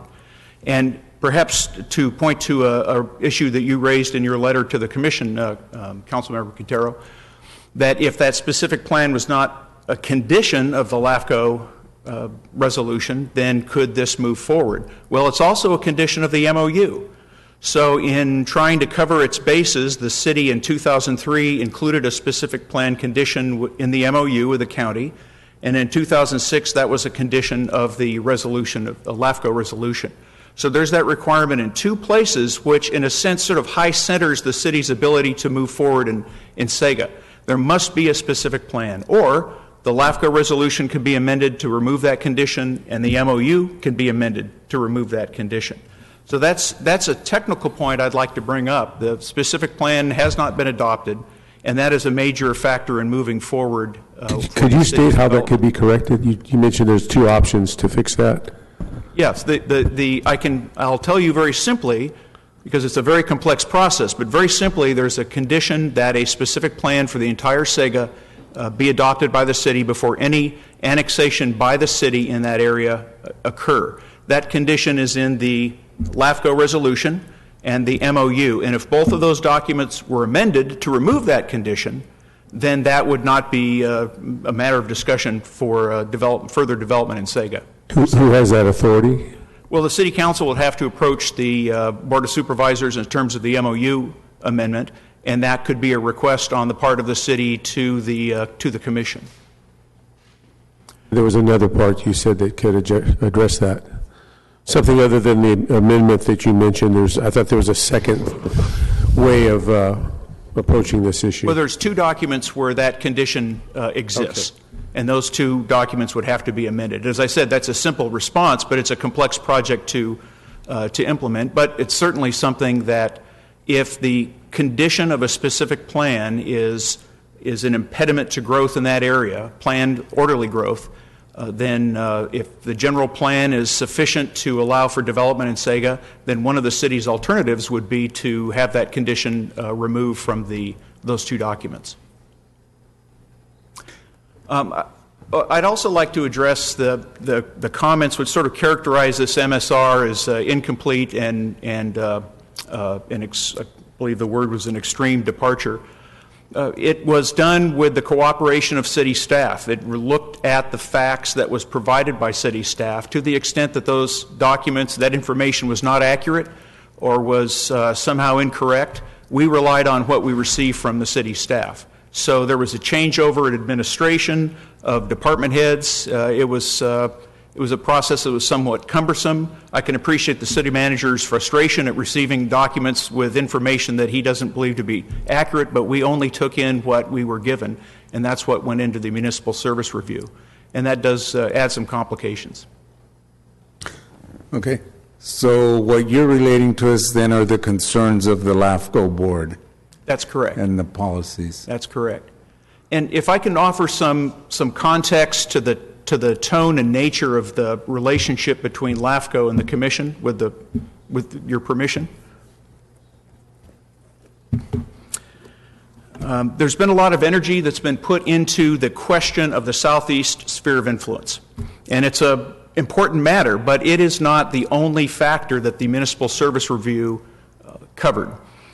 There were 101 determinations or conclusions in this document based on the facts that we were presented by the city. And there were 74 determinations in the Municipal Service Review, and then related to the sphere of influence, there were 27 determinations, 27 conclusions.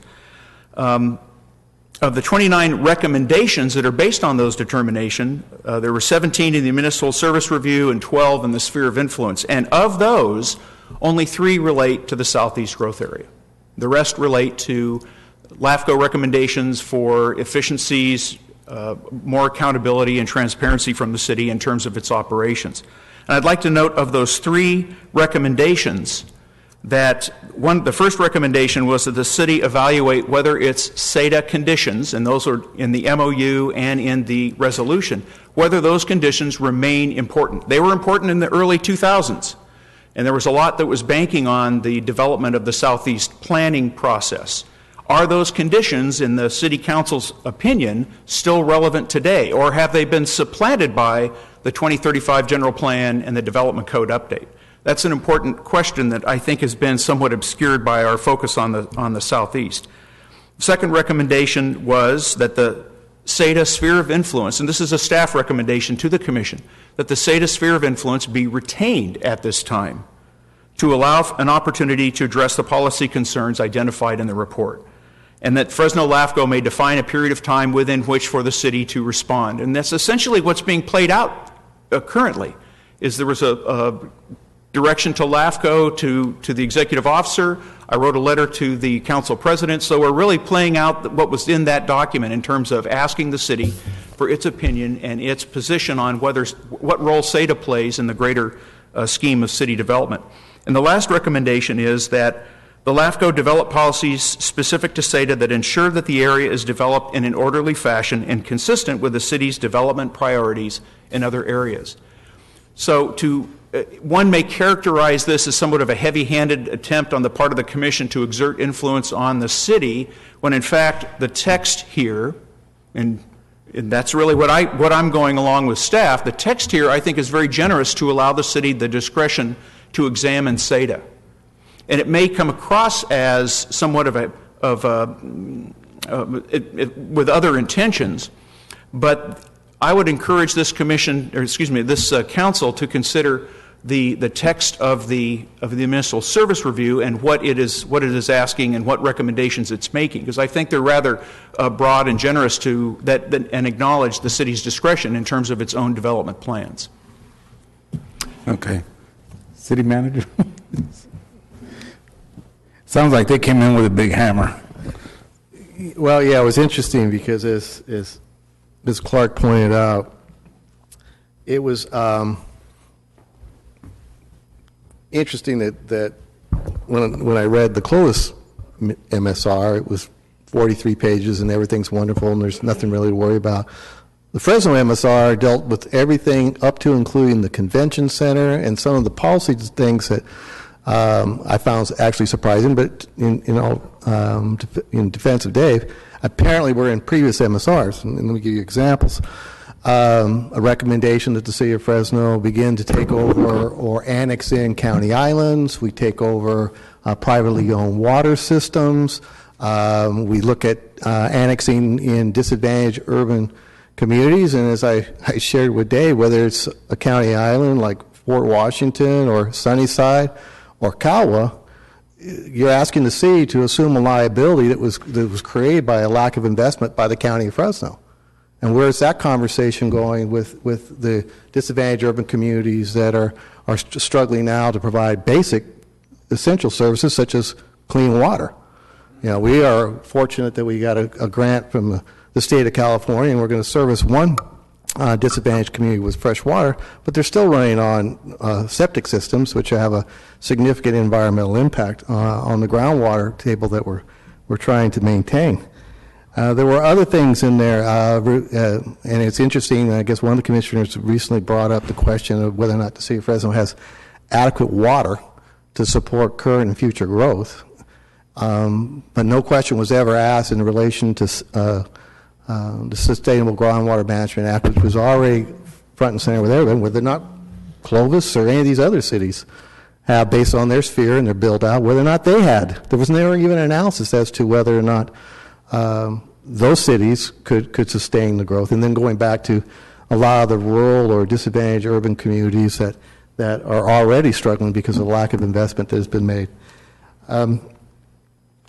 So it seemed like what we got down to in the initial staff recommendation after we worked with Dave was in correcting some of these things, saying that we need to sit down with the county. We're just not going to take over county islands. We're not going to take over community service areas that the county's been managing for the last X number of years because we've taken over water systems before. It's called Herndon Town. And we remember what that created. We've annexed in neighborhoods such as Highway City and Herndon Town. And we never thought about what was the impact of annexing those communities. And to this day, and as Councilmember Story has brought up, the lack of infrastructure that is in these neighborhoods. And we're struggling to figure out ways to provide infrastructure, because it's not just curbs and gutters and streets.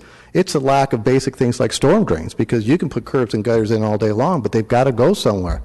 And how, as an organization, we need to have a very comprehensive conversation of what these future annexations could cost us when we're already struggling as to how we provide those essential services to neighborhoods we annexed in 30 or 40 years ago. So we got down to agreeing almost on every point because, to his credit, we made those amendments to reflect those kind of discussions. And so the staff's original recommendation was to approve the MSR as recommended, but then the conversation around Sega popped up and whether or not we should move the sphere line in and what are the plans, and we don't have a specific plan. And that's what we continue to talk about. We believed and demonstrated, and we're told, well, you've got to demonstrate that you're in compliance with the tax sharing agreement and terms and conditions that were in which the original sphere was approved by LAFCO. We believe we've met all those conditions. I don't know where it says that you have to have a specific plan on this date. It says that before you can go forward, you have to have a specific plan, but you do have to have a specific plan within the planning horizon. And as Jennifer has pointed out, we're looking at somewhere around 2018, 2019 for that. But the underlying and the key point is that we absolutely agree that it has to be managed growth. And if all we end up doing is just open up Sega, then that's counterintuitive, at least to me, to having controlled and managed growth. It is also counterintuitive to all the goals and things that we're trying to achieve under the new general plan. And so what we believe that we have presented, and I hope that it goes back to the commission, is that if the council looks at this presentation and concurs with staff, that we're looking at a specific plan around 2018, 2019, given everything else that we have to do between now and then, and the fact that there's plenty of opportunity already. We have, 9,000 or so lots because of the downturn that have already been approved. There's no reason to open the market up to more lots. We haven't even built on the 9,000 that we have. So our point is that we will do the specific plan. We need council's concurrence with the timeline, and we'll relay that information or transmit that information back to Mr. Five to the commission. And we believe that if once we do that, we've fulfilled all the requirements that are that they've requested when this issue first came up. Thank you.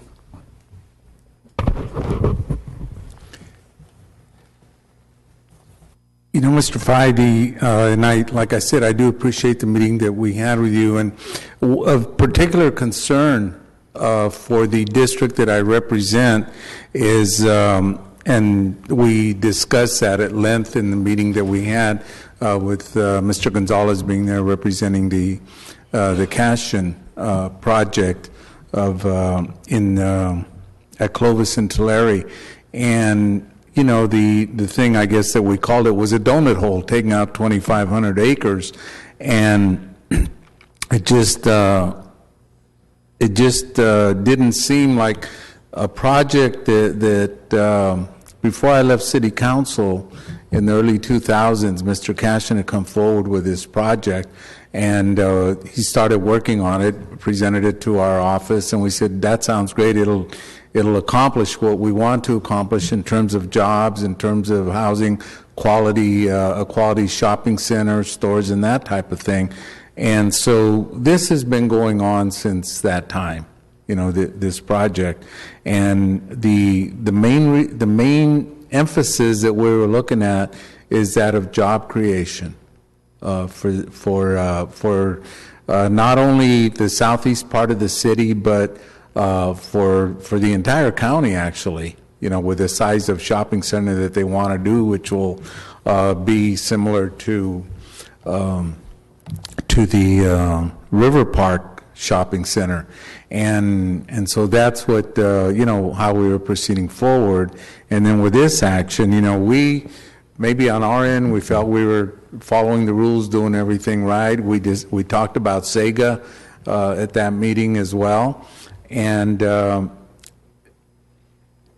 you know, it just seems like I mentioned at the start, you know, it seems like coming in with a hammer rather than maybe we can sit down and work something out. And that's why I asked you if that was the consensus of your board, that maybe that's what we need to do, is sit down and you know, come to some type of an agreement to help us move forward. And of course, the the bigger hammer that hurt all of us was the Great Recession. That was a part. I had some couple things that I had written down, and I wrote them like at length, and then I brought them down a little bit, but now I decided to read the whole thing. So it's only a few pages, and you're welcome to respond or whatever, but the main thing that I pointed out was that of job creation. And that is, that's what we need the most in the city and especially the council district is jobs. With investment comes job growth, and the result is decreasing employment, and that is what Fresno County needs. By reducing the sphere of influence by 2,500 acres, that's a donut hole, this accomplishes the opposite of job growth. It actually hurts the district and the county and will continue to impact the constituents, especially in the southeast part of the city. And of course, we've talked about that.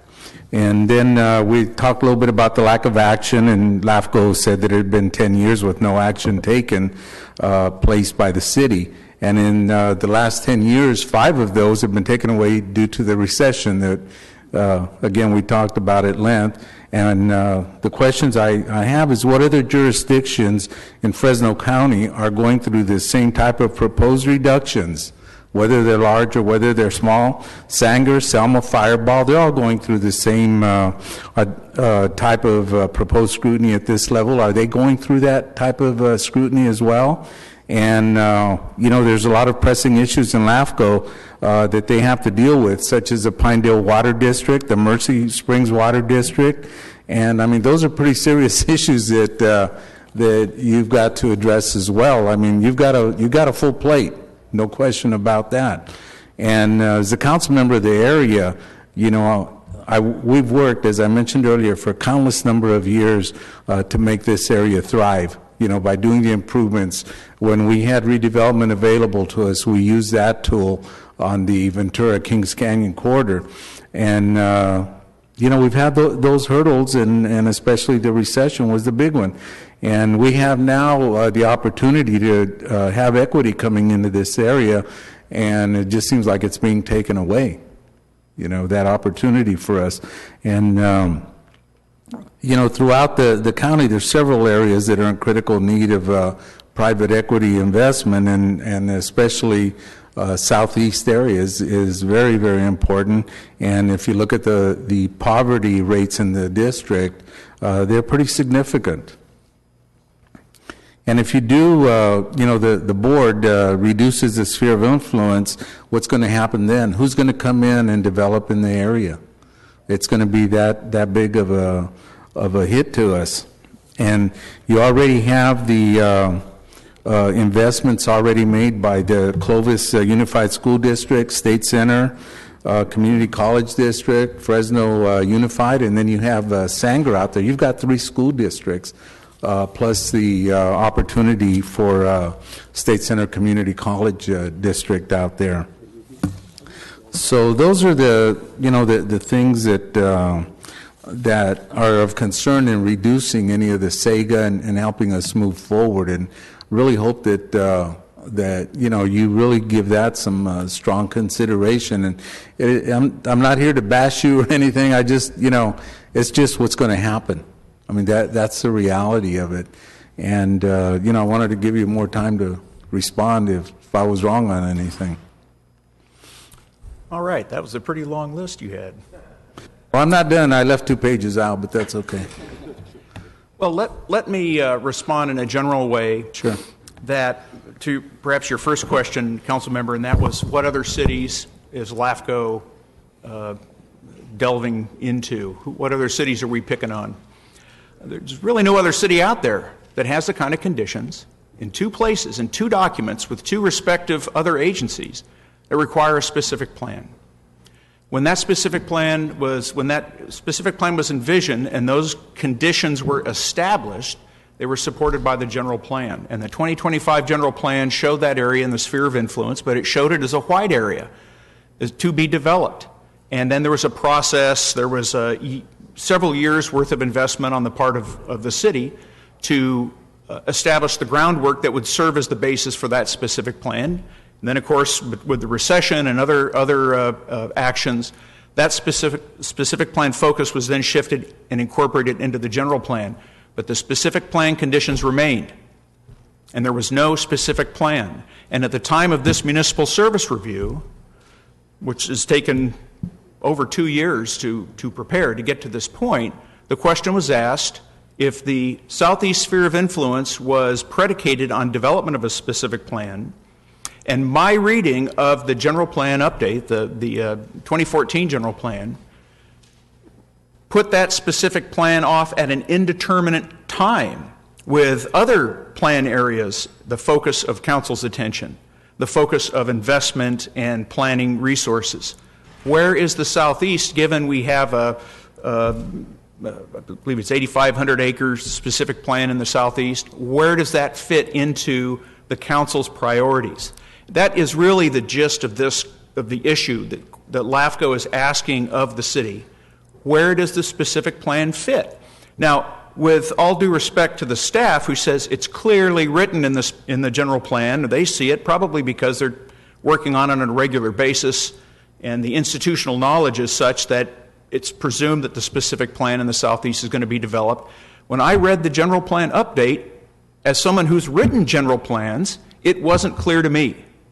And that's what I transmitted in the documents to the commission, saying it's not clear where SADA fits. Let's give the city time to resolve that question, because with all the work that you've got on your plate, as the PowerPoint presentation identified, there's a lot of substantive planning issues, and each one of those plan areas is going to take, if you're lucky, a couple of years. If you're not lucky, it's going to take longer. So the commission's question to this council is, where does the Southeast fit? And it wasn't until that PowerPoint was made public that line identified SADA 1819, or fiscal year 1819 or calendar. So that was the first time that question had been responded to in the months-long interaction between LAFCO and the city. So it's good to see that the city has a response that I hope it articulates to the commission when we meet in July. But that's really the crux of the issue. Fresno has those documents, those public policy documents, that commit it to a specific plan, but its general plan, its development policy, was not clear. So I think the council is responding in an affirmative way to say this is what the council's plan is. So I think that's a positive step. It's a positive development. It's going to be important also to identify what resources will be behind those, just to make sure that it's clear that that's a commitment on the council's part to perform the specific plan within that 20-year planning horizon. So that clarification that you're saying that the city needs to make, does that also address that donut hole? The donut hole is probably, to mix metaphors, is probably bigger than it needs to be. The recommendation at that time was based on interaction with stakeholders and governmental agencies, both, I should say, stakeholders, both public and private, who had a stake in the Southeast. And I met with most of them, and ultimately the recommendation that I took to the commission to remove that area was based on what I heard or didn't hear in terms of investment in the Southeast, in that part of the Southeast. North of McKinley, the Clovis Unified School District said, hey, we sold bonds to support growth, and if that area is removed, it's going to, it could have ramifications for the school district in terms of public perception. Mm-hmm. The area south of McKinley to Kings Canyon is generally rural residential. It's planned for rural residential in the county, and it's probably going to stay that way. There's pockets of land that could be developed, but it's generally rural residential, and given my participation on the Sustainable Groundwater Management Act working group that the county has formed, and your staff is involved as well, it occurred to me that could be a sensitive area for water well failure. And in order, it's likely then that... Water well failure? Failure, yes, groundwater well. Private wells, private rural residential wells. If that's the case, it's better for that area to be in the sphere of influence than outside. So between Kings Canyon and Jensen Avenue, crickets. I didn't hear any agency or individual state that they had a stake in that area. Now, clearly, I hadn't talked to Mr. Cashin or Mr. Gonzalez yet, and they've since explained the impact it has on them. And be that as it may, south of Jensen, the State Center Community College District said they had sold bonds to purchase that property, and it would have an influence. So I have since reoriented the information that I've taken in since that original recommendation was made, and may present another recommendation to the Commission that treats that somewhat differently. In a positive way. Well, that remains to be Dave, seen. come on. It remains to be seen. Brother, I need your help. It's positive for somebody. Dang, man. Ultimately, though, this council action today, this workshop and what in its product, is going to go a long way to addressing the original concerns that were in the MSR as published, those concerns that were expressed by commissioners during the hearings on the Fresno MSR. And if I could, I'd like to respond to the City Manager Rudd's characterizations of the MSR was asking the city to take over the county islands. The MSR simply recommends that the city and the LAFCO and the county sit down and work out and reevaluate whether or not long-standing policies to unify the urban area are still practical. It could be, in fact, I was here back in the day with the urban unification team. So I worked for the city of Fresno, and what I did for 2 years was annex areas, county islands, in and around Fig Garden, in and around the Bullard area, down around McLean, because we were operating at that point under a principle that it was necessary to annex the urban area, the area within the city limits, these county islands. Now, if that has changed, and according to the city manager, all bets are off. The dynamic has changed, the cost efficiencies have changed, and this municipal service review simply recommends that these agencies, LAFCO, the city, and the county, work together to reevaluate those assumptions. They may not be correct, but it's not as if the MSR forces the city to do anything. It simply makes recommendations based on its own independent analysis. So let me just... Yes, the world has changed. And interesting enough, and David and I have had this conversation. So we talked about, now because he brought up county islands, what happened is in 1969, the county also took action to create these special assessment districts.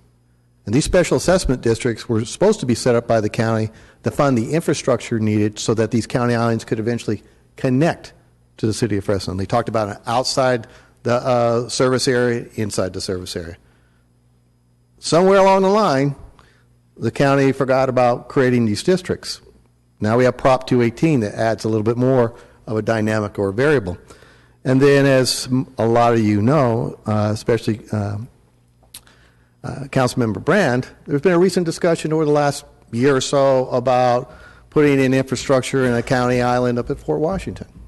We were, for some reason, we took over a county water system back in the 60s, and now we're putting millions of dollars into that water system, and at no time did we ever recognize that that future liability was going to come back to the ratepayers of the city of Fresno.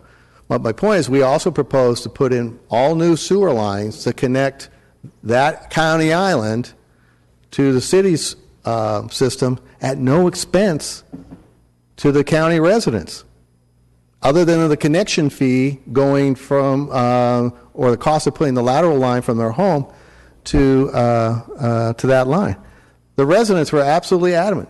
They didn't want to pay for it. They didn't want to connect. And the reality is there was a very little or there was a lack of support at the Board of Supervisors. And we had an agreement that said that wherever we put in the infrastructure, that the county would enforce connection within 3 years. Well, we both have a little responsibility in that, but the bottom line is we have sewer infrastructure adjacent to county islands that nobody's ever been required to connect in. So because the county never created the districts, and because of the fact that the ratepayers shouldn't be having to write the check to put infrastructure into a county island, the county or the residents of the county, if they want the infrastructure, they should pay for that. The world has changed. And the recognition that, as I pointed out, we've already annexed in former county islands that we still haven't figured out how to provide them water, sewer, sidewalks, storm drains. Why in the world would we take on that additional liability without first telling the county of Fresno, and I'm not picking on the county because we have water districts that are in the same predicament, we've got other things in the same predicament, but the conversation that Dave and I had was, yeah, there is a shift because there's a recognition finally that, like other issues we've dealt with land use, that when we annex in property or we build a new neighborhood, either one, there's a future cost, a future liability associated when the keys get handed over to us, either vis-a-vis an annexation or a developer gets done building the houses and hands us the keys to that neighborhood and says, you're now responsible for maintaining the asset that I built, so make sure you got money set aside 40 years from now to take care of that. Well, we haven't done that. We never used to recognize on our balance sheet the future cost of those new neighborhoods, whether it was vis-a-vis an annexation or it was through land use decisions in which we allow these homes to build. We have a lot of talking and a lot of work to do. I will tell you one of the things that has to happen with the specific plan is going to be a new impact fee program. And I know my representatives from the building industry can't wait for that conversation to occur, because how are we going to fund the infrastructure? Not just what's in the ground, but the capacity at our water plant, our new water plant. My point is, we're willing to have that conversation. What was seen to be a departure is the same concerns about our ability to serve in the future. And I had one of the commissioners even questioned whether or not we had sufficient water to serve the existing residents, let alone future residents. I thought it was really kind of interesting because it almost felt like they were looking for the question to their answer, because of all the cities in this area, we probably have the most reliant source of water than anybody else. But everybody else is still building without any consideration of what the impact that the Sustainable Groundwater Act is going to have on their future growth. So when the commission starts questioning the city of Fresno, at the same time they're also saying, oh, by the way, can you annex in some of these county islands because they're all on wells and they're eventually going dry? Well, wait a minute, which one is it? Whether we either have enough water to serve someone like the Orange School District, Dalville, or we don't. And if we don't have enough water to serve them, then we don't have enough water for Sega. And if we don't, who does? So it's those kind of things that just causes some confusion, because we have clearly showed that we have the ability to serve. We clearly show that we have sufficient resources to serve, and we'll have those in the future. And some of the areas in which we are maybe deficient in public safety is a challenge for cities all over this valley. And it's just the nature of where we live. So I hope Mr. Fye can take back, and we'll provide a letter that the new target was give us a date. We've given you a date. But if we're going to have orderly growth, which is something different than what we've had in the past, orderly and sustained growth, we will be the ones who will drive the timeline for the specific plan and the opening up of Sega based on other, I mean, I'll point to Councilmember Brando. It's a good example where we got way over our skis. West area specific plan, we're going to go back and revisit that, but that area was designated for future growth 30, 40 years ago, and this thing called Veterans Boulevard. We haven't built Veterans Boulevard yet, but we allowed growth to occur. And that's City my Manager, point. Before we go out and do what we've done west of 99, we're not going to do that again. We're going to make sure that we have the resources in place to maintain and sustain those neighborhoods after they're built, not trying to catch up later on. And we owe it to the older neighborhoods that we still haven't even provided those basic services to.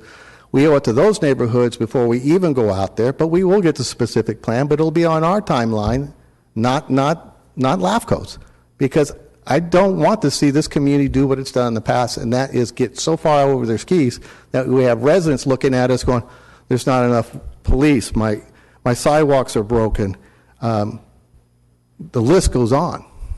And we are going to be pressured, as again, to look at annexing some of these. Cal was a good example. Cal, half of it's San Jose, half of it's in Fresno. Half of it's in the county. Half of it has sidewalks, curbs, gutters, streetlights. What's the other half have? And there's people saying, will you annex the other half of Callaway? We haven't even figured out how to deal with Highway City. We're going to annex in Alcala?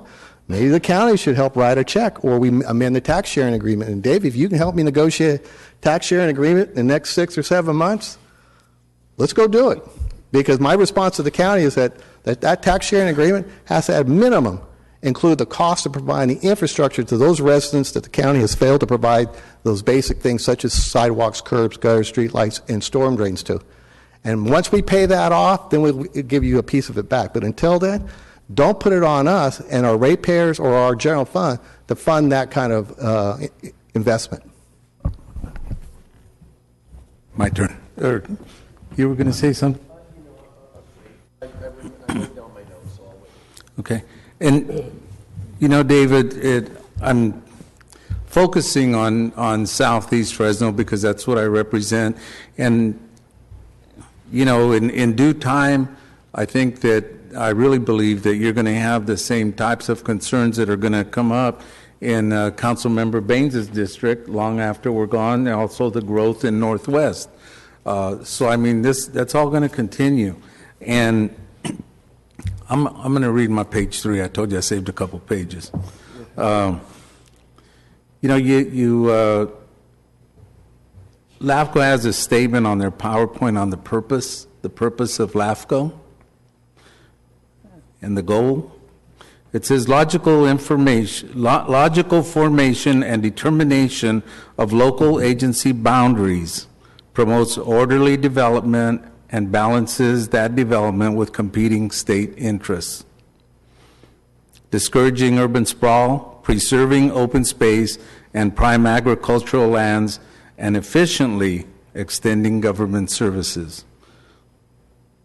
So isn't the LAFCO mantra order, logic, and efficiency? What's orderly about reducing the land? What's orderly about, what's logical and what's efficient about these reductions? And specific plans, you know, they you know as well as I do, they don't compel development. Infrastructure does. But, you know, it's fair questions to ask. And what is on the agenda is a reduction of about 2,500 acres as far as I see it. The real question about the reduction isn't the timing. You know, I don't believe we should be reducing, because this type of change, it creates the significant instability for long-term financing and planning in my district. When you go to get a loan for something, they're going to take a look at what you're applying for, and if they see some big pieces of land that may hurt that investment, they're not going to loan the money. They're not going to do, and you know that. I'm preaching to the choir. And so, to me, you know, the stability, predictability is what we all need from government. The other thing is that it's hard to get the equity into the southeast neighborhoods when we change the sphere of influence. And the other part that is a real big concern to me is that this administration has 6 months left. 6 months to get something in place, and if you know, we come through and meet with LAFCO and everything, do you think you can get it done in 6 months? Get what done? In the city, getting the plans done, and what you're asking the city to come. No. And on the specific plan, that takes years, as we all know. Yeah, well, that's why I'm saying that, because we're not going to get it done. You see, and all we're doing is just prolonging everything. No. Yeah. So, I mean, I don't know what it's going to take, Bruce. I think we're going to get it done, and we're going to get it done. And maybe, Jennifer, could you bring the slide up? And with the administrations changing, David, you know, it's a whole new ball game then, you know, in some ways. So we've got right ahead of us, and I know it's important to Councilmember Brandow. So we've got the Southwest specific plan, then we've got the Roosevelt specific plan. We've got the urban water management plan, which is by statute required by 2016. We have the West Area Market Study, and then we have the West Area Specific Plan north of Clinton, which goes back again to identifying the infrastructure that's going to be needed to support the growth that is planned for that area. When we have 9,000 lots, and most of them are on that side of town. And we can have specific plans all day long, but some of it's also going to be driven by other things, such as state funding for investments such as Veterans Boulevard, followed by a SEDA. I'm not used to calling it SEDA because I'm so used to calling it SEGA Specific Plan 2018-2019. And then a West Area Specific Plan south of Clinton. That's the timeline. Now, I think what Councilmember Quintero is getting at is that that's the timeline today. 2 or 3 years from now, there could be a different council sitting up here, certainly going to be a different city manager and a different mayor, who may say, you know what, there's an increased demand. Mission Ranch, and where's Jeff? Mission Ranch is taking off like a rocket, and therefore, because of that, and we also they're pushing dirt for Westlake. There may be a decision to move the West Area Specific Plan up ahead of SEGA. It just depends on market conditions and a lot of other variables, but most importantly, a change in mayors and a change in administrations and a change in council. I'm just maybe I'm teeing one up. I'm just saying at this point in time, and as the attorney will point out to me, is that councils can't bind future councils, but this is certainly, unless someone wants to change it today, this is certainly the timeline, which was what the LAFCO Commission asked for. Give us a timeline. When are you going to do a specific plan? Okay, we've got that. We'll present that to you, and it's well within the planning horizon required under the original agreement with LAFCO and the county tax sharing agreement. I think we should be good. I would hope. I got page 4, Dave, but I'm going to wait a little bit. I'll let my colleagues ask some questions, but thank you very much. Really appreciate it.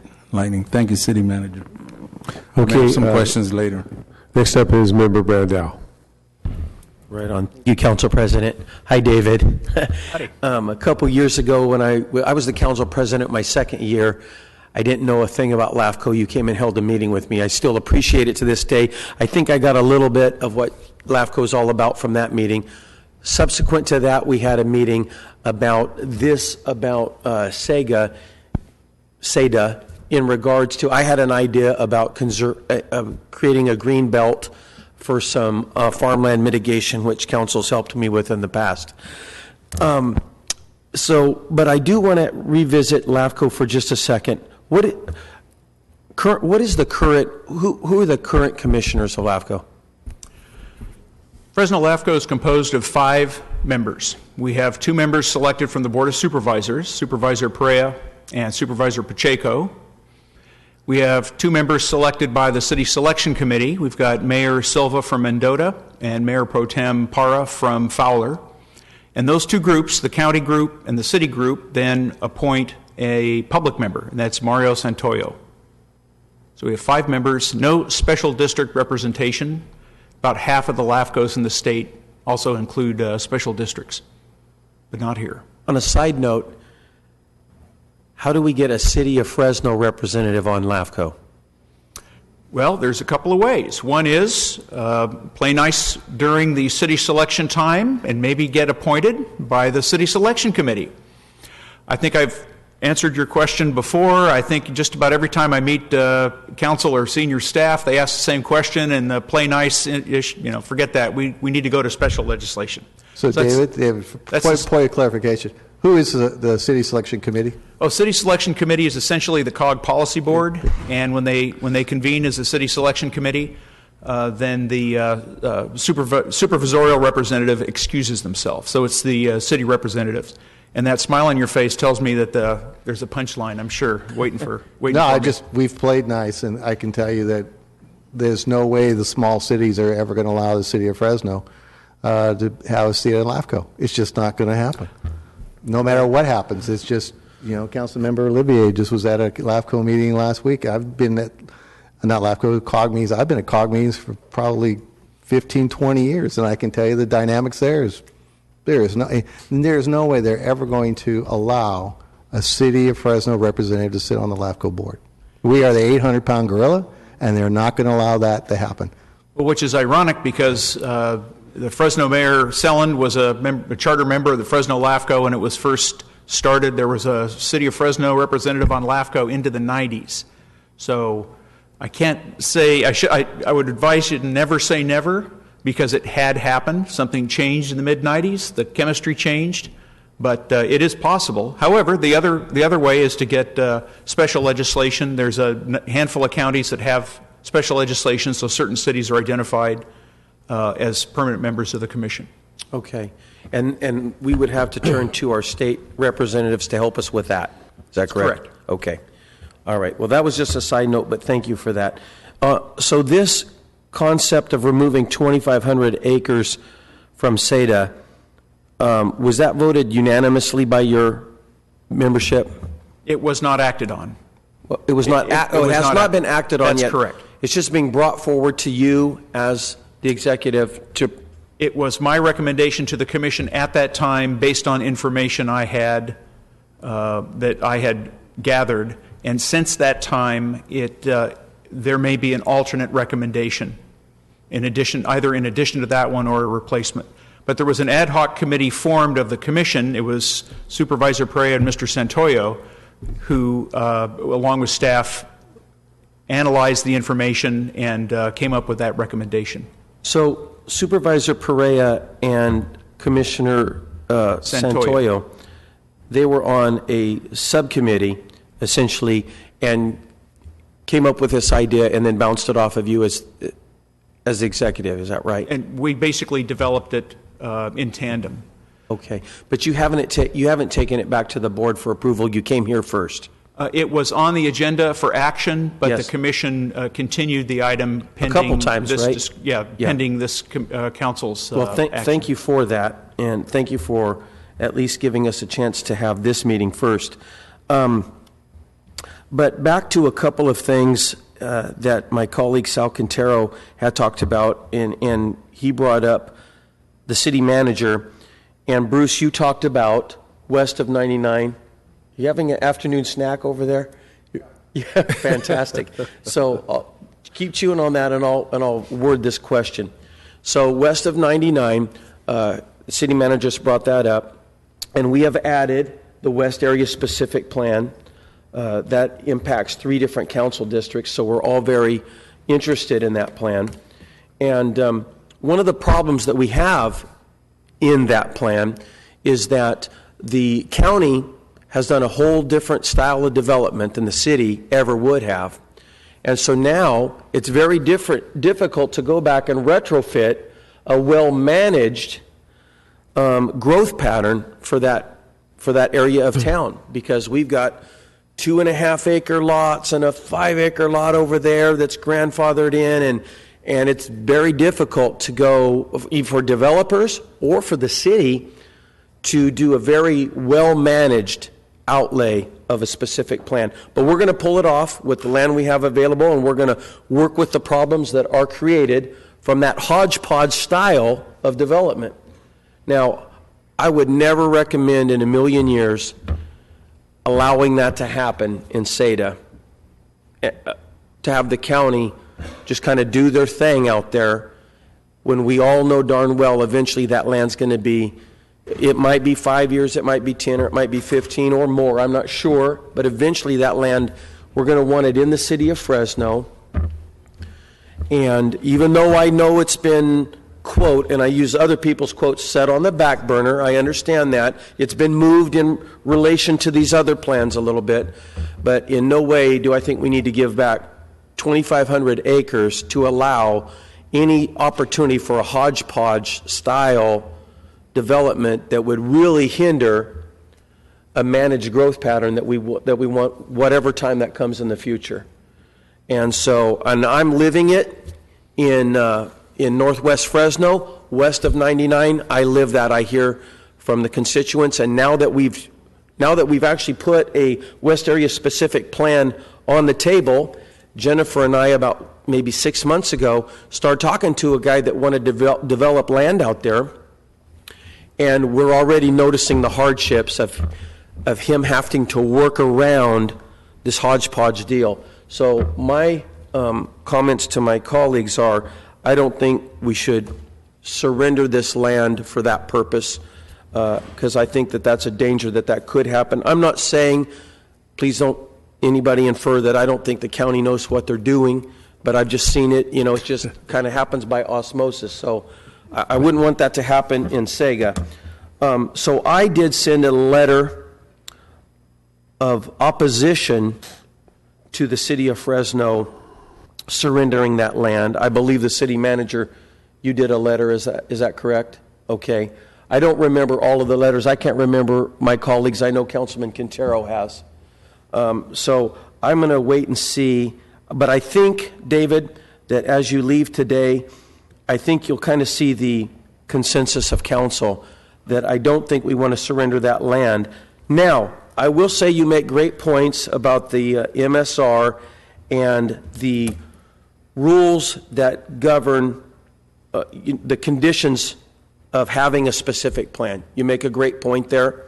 You asked, do we believe that those conditions or the specific plan condition has been supplanted by the 2035 general plan? I actually believe they have. Now, have they legally, or do we need to change something? Maybe we do, but I believe that by including in this general plan, the 2035 general plan, that that is supplanted the specific plan condition. But I am, as my colleague Soria said, holding the line on sprawl. I think you said that, and she was challenging me. But I really do believe, and I don't know if that's the appropriate line, but I'll tell you what, I think managed growth, well-managed growth, we're seeing the results of growth that wasn't well-managed, and as far as paying for services, and I just don't think we can surrender that option here in this case. So I'll be waiting to hear from my other council colleagues. I think maybe some of you have also sent in letters, and if you'll let us know what that is. But I think you'll see the consensus, David. But I do appreciate your time, and thank you, Council President, for lining up this meeting before they took their vote, and you guys for postponing that vote to help us out. I really do appreciate that. I'm glad to say we worked together on that, so I appreciate it. Can I respond to council members' comment? I don't know if you have the ability on the overhead. This is a shot of the West Area Community Plan. Whoop.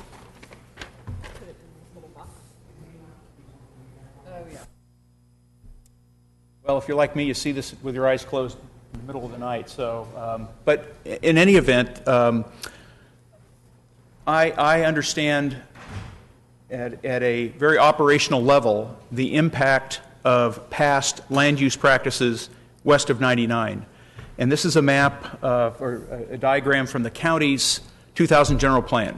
And it identifies the rural residential areas in the county's plan in the west area. So the gray is with the dark line around it, is the rural residential planned area.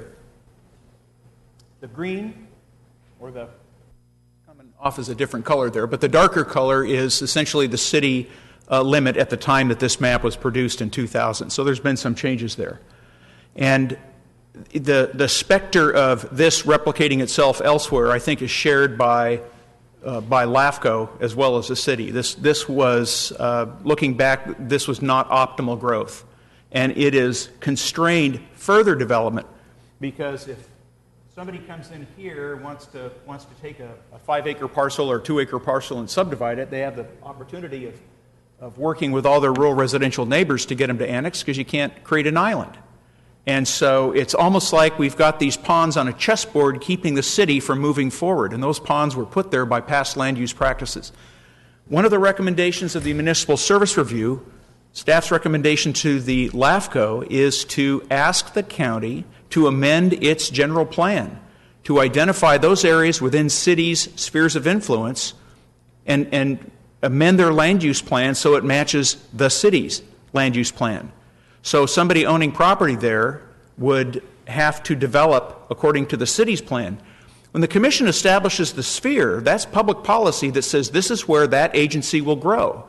And it doesn't do anybody any good if we have another agency exercising its lawful powers approving projects that impair the growth of the city. That's really contrary to LAFCO policy.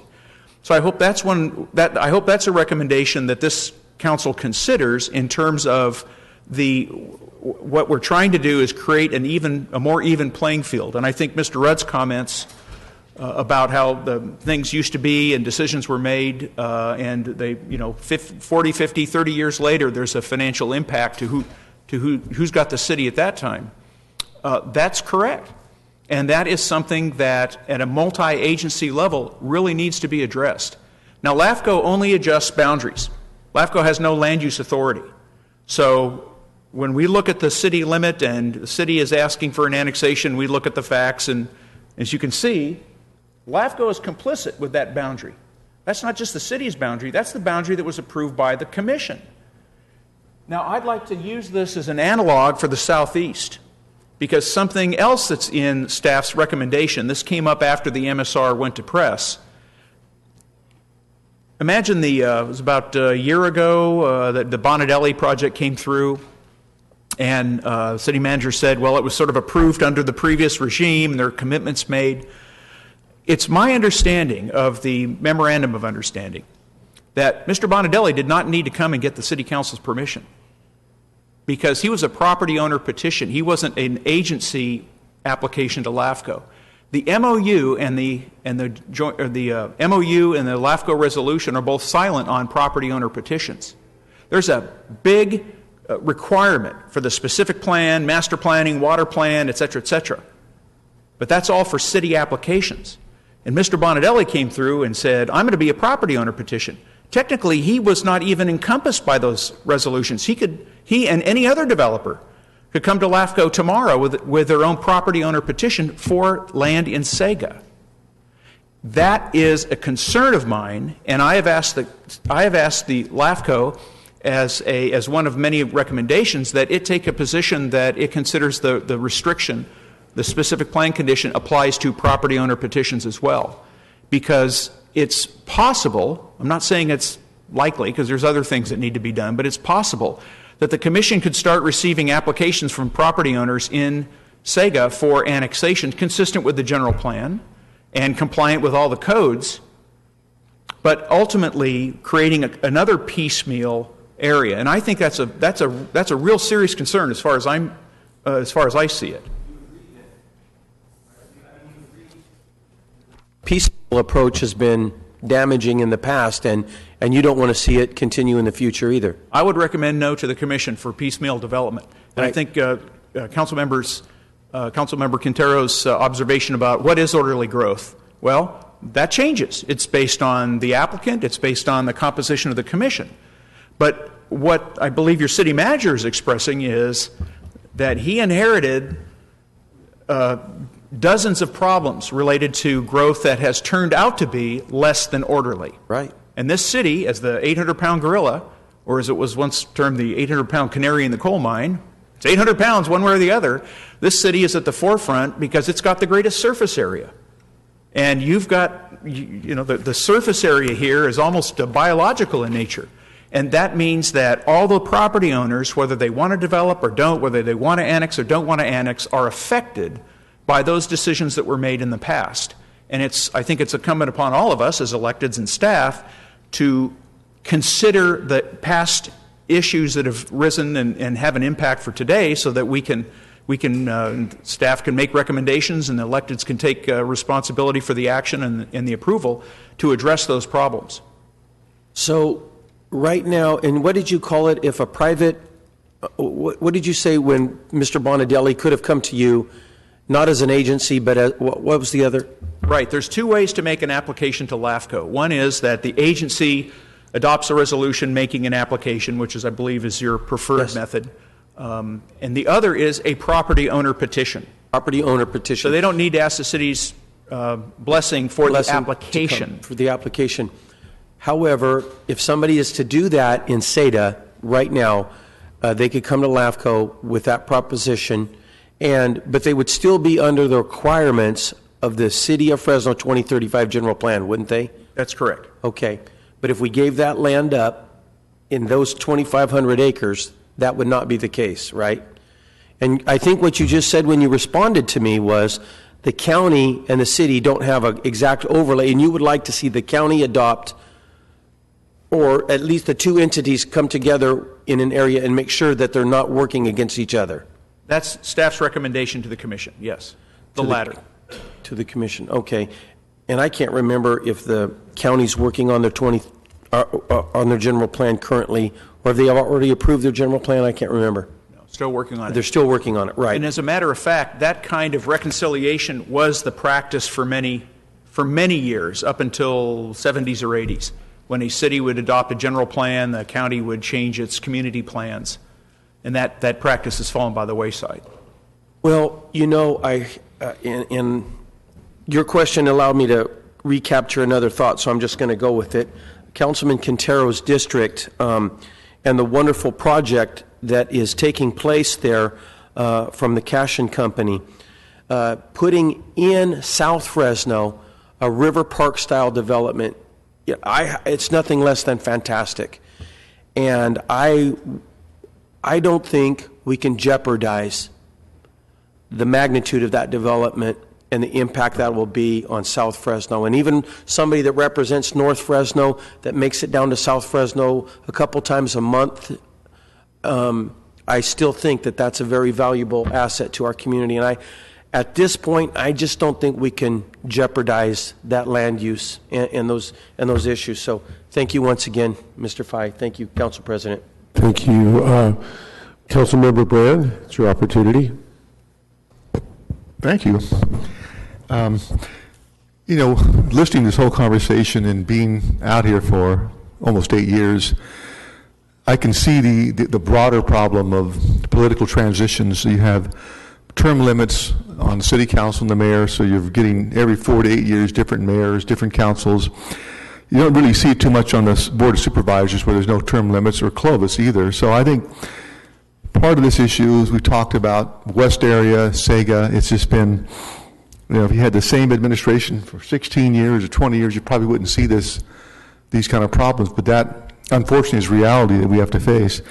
And I know this area very well. I spent 3 months on this back in 2011 with then Councilmember Andreas Borges studying Sega. And I think Sega was originally part of the 2025 general plan. It was kind of the cornerstone. It was I call it the Shangri-La. It was going to be this futuristic, well-planned, live, work, play community that was essentially going to make it for all the past sins of Fresno from all the urban sprawl. But it was overly ambitious. The timelines at that point in time were, in my opinion, greatly exaggerated, and they didn't really grossly underestimated the cost of infrastructure and at the time. But that was 2011, and this changed a lot since then. One of the things we recommended, Andreas and I, that never was implemented was actually putting Sega into like segments, not taking it back, but put it in, because we knew the north segment would be first with Clovis Unified, and probably the southern segment, which had the Fresno State Center Junior College campus plan, and then the area in the middle, which is part of the one you're talking about, would have been last. I still think that would have been a good plan to sequence the growth in on a logical basis based on catalyst of college campuses or major high school campuses. But that's probably not going to happen. You mentioned the three conditions: environmental report, specific plan, and the infill growth. I think we have, by the broader definition, fulfilled 2 of the 3. And I think we're on a timeline to develop a specific plan within, I believe, a reasonable time frame. But I want to kind of follow up on some of the things the city managers mentioned generically, and it's not really applicable to you, Dave, is that there's been really a poor relationship with the county. And city manager mentioned in my district, we had the Fort Washington, where we have these old subdivision that has antiquated water systems. There's septics that are leaching in the water system, so there's health and safety concerns not only for the people that live there, but for the people adjacent in city properties. And correct me if I'm wrong, City Manager, but the MOU with the county says that when they get to when the growth reaches these areas like Sunnyside and in other county islands, that the county is supposed to let us basically implement the sewer lines, water lines, correct? Yes, and there was a 1969 agreement that actually says that the county would create assessment districts or districts right, specifically to fund these kind of infrastructure improvements so that the county could eventually, those residents would eventually hook up to the city system, because the county recognized back in 1969 that we were the ones who had the wastewater treatment plant, we were the ones who would be able to produce the water. Somewhere between 1969 and today, that never occurred, and the policy appears to be of the board that that previous MOU, which requires residents to connect within 3 years, they also don't seem to want to recognize that either, which is why you ended up with what we did out in Fort Washington area. Right. So nothing isn't being done. And the county has been, in fact, we were doing the water capital project last year.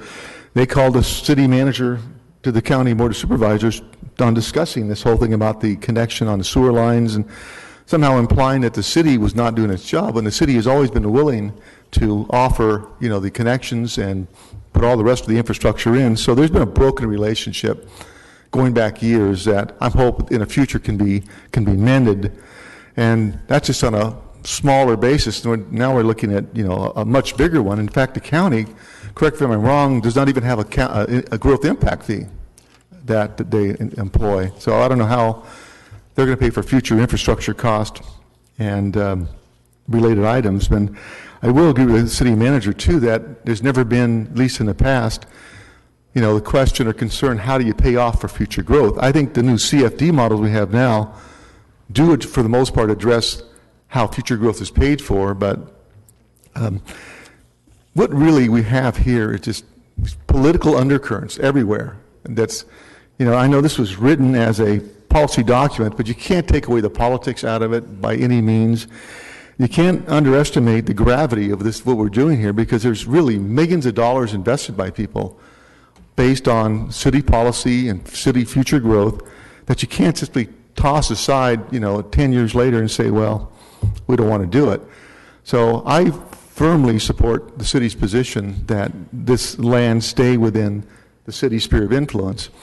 And what I want to do to bring that point home, I want to make a recommendation to the city attorney that we come back with a resolution to accept the staff recommendations and timeline to confirm the city's position on SEDA, not SEGA.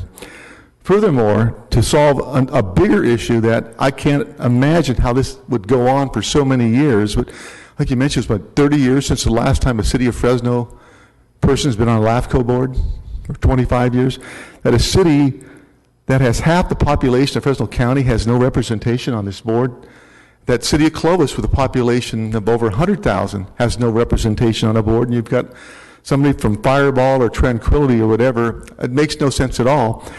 I would like to include in this recommendation that the council adopt that we formally ask our state legislators to sponsor legislation that would add City of Fresno and the City of Clovis as the 6th and 7th members to the LAFCO board. Then we're going to have a balance on how we do growth and proper representation, because I think the system we have is broken, and I strongly urge my council colleagues to, can you bring us back within a week, City Manager? City Attorney? We have already been asked to bring that back on next week's agenda. Okay, then that's... So we're working. I realize this is not an action item, but I want to, for the record, just make it my position known that I think this is something that's long overdue. And it's not directed at you, Dave. This is going 30 years of making, and just a broken system that doesn't seem to work right. And it sends a terrible message. We talked about for years about business-friendly Fresno. And when you alter land use policies on major developments that have been in the works for 20 years, it just sends a terrible message that you can spend millions of dollars and don't worry, we're going to change it later. So anyway, that's my position. Thank you, Council President. Thank you very much. Member Baines. And I'll be really, really brief because everything that I could have ever hoped of saying has been said. So I concur with a number of my colleagues. And all I wanted to do, Dave, is just hand you my letter. I'm going to be in opposition as well. Todd, can you hand that to Mr. Fay? And I think for all the reasons stated before me, that's my official letter of opposition. And sounds like we're on the path to working together towards some resolution, though. So thanks for your appearance here today. Member Soria. Thank you, Council President. I wasn't going to make any comments, but I think in hearing just the discussion, I'm very new to the issue, and so learning a lot of the history more recently in terms of SEDA and where you guys are at with your MSR review. For the many comments that were made, I will stand with my colleagues in expressing the opposition to the recommendation that you guys have proposed. And I do just want to echo the sentiment as my colleague Lee Brand just said, that we should be looking at having the city of Fresno represented. I think it's as easy as though making a phone call to our newly assembly member Joaquin Arambula or some of our other assembly members that represent the city of Fresno. So resolution is great, but I think we can just pick up the phone even right after this meeting and make that request. Thank you. Okay, the screen is clear. And Dave, I want to thank you for working with me and my staff to enable us to come to this point and have the table set, so to speak, and cleared, if you will, with all the things we've talked about. So I personally want to thank you for that. And I think it's a fantastic meeting we've had. And maybe we can get you a CD of the meeting that you could show your members, and they can see exactly what's going on and how we handle this situation. So, and I wanted to add that, we're not here to beat up LAFCO. We're not here to beat you up as the representative. And we thank you for being here and listening to all the things we've said. So that's not our goal or purpose, but we wanted to show our concern and our seriousness in not only what we're doing here, but I guess I'd say it like this: your group has clearly poked the 800-pound gorilla or 800-pound canary. And so we want to just share with you our issues, the efforts on our behalf, see that we are truly concerned about this. And as my colleague, Member Brand said in my notes for myself, we're working hard on this, but it's really difficult with term limits. And I'm not giving an opinion on term limits, whether they're good or bad or in between. But for this particular instance, it's not good for us because it's the bureaucracy and the turnover just doesn't give you that continuity that these other. I don't think there's a term limits on the mayors that are on the council or the board or otherwise. So it's just it's difficult, but that doesn't mean we're not going to work. And I think you've seen from all the information today and all the things that were stated, and especially from City Manager Rudd, that we really want to work on this. We really want to work together. We want to make the county and city of Fresno the greatest one in the state of California. So again, thank you for being here. And if you had any closing remarks, you're more than welcome to say that. Thank you, Mr. President. Thank you for this opportunity to speak with the council and to receive your questions. Don't worry, I can give as good as I get, and you guys gave pretty good, but my responses are really intended to clarify, not necessarily to argue. It's a fine-grained project we're working on. It's huge, and it's got a lot of facets, and I appreciate the time that the council has spent exploring those facets. I appreciate the the discussion with the city manager. It's always enlightening. But ultimately, this comes back to the commission July 13th. And so if the city council can then provide me information about a week before so I can put it in the packet and get it out to the commissioners, then I look forward to picking this up at the commission hearing in July. I would recommend a CD of this meeting. This portion of our meeting today might be helpful as well, as an option. If they want to. I'd be happy to include that in the packet. Want to see the actual sparring and otherwise. I call it the exchange of information. So, again, thank you very much, and thanks, staff, my colleagues. Is there any other things that we want to discuss on this? Looks like we don't. So, Thank you all. I think that's the last part of our agenda for this day. And I just wanted to indicate that we want to adjourn this meeting in loving memory of Ross Smith, that we will have a comment on from Councilmember Baines and 2 other people. Yeah, thank you, Council President. And I just wanted to take a moment and pause and for a moment of silence and adjournment in the life of truly a remarkable, humble man. A lot of folks know him but didn't know him, so he was all over Fresno for many years, has given a lot of his time and energy to his family and to this community, and it's a great loss, but he lived a very good life. And him and his family have a lot to be thankful for. So thank you for giving a moment to pause for that and giving me the opportunity to make a couple of comments about truly a remarkable man. And I would also join in the adjournment in memory of Douglas Van Vleer. He was an attorney in Fresno for a long time, and we worked together as prosecutors, and he was one of those guys that gave back every day. And last but not least is Robert Burks, a dear friend that worked in my law office as well as Fresno State, and he passed away this Saturday. And these are individuals, all 3 are people that we all should strive to be more like and strive to show the appreciation for people like this in our community. So if we can all have a moment of silence before we vacate. Thank you very much.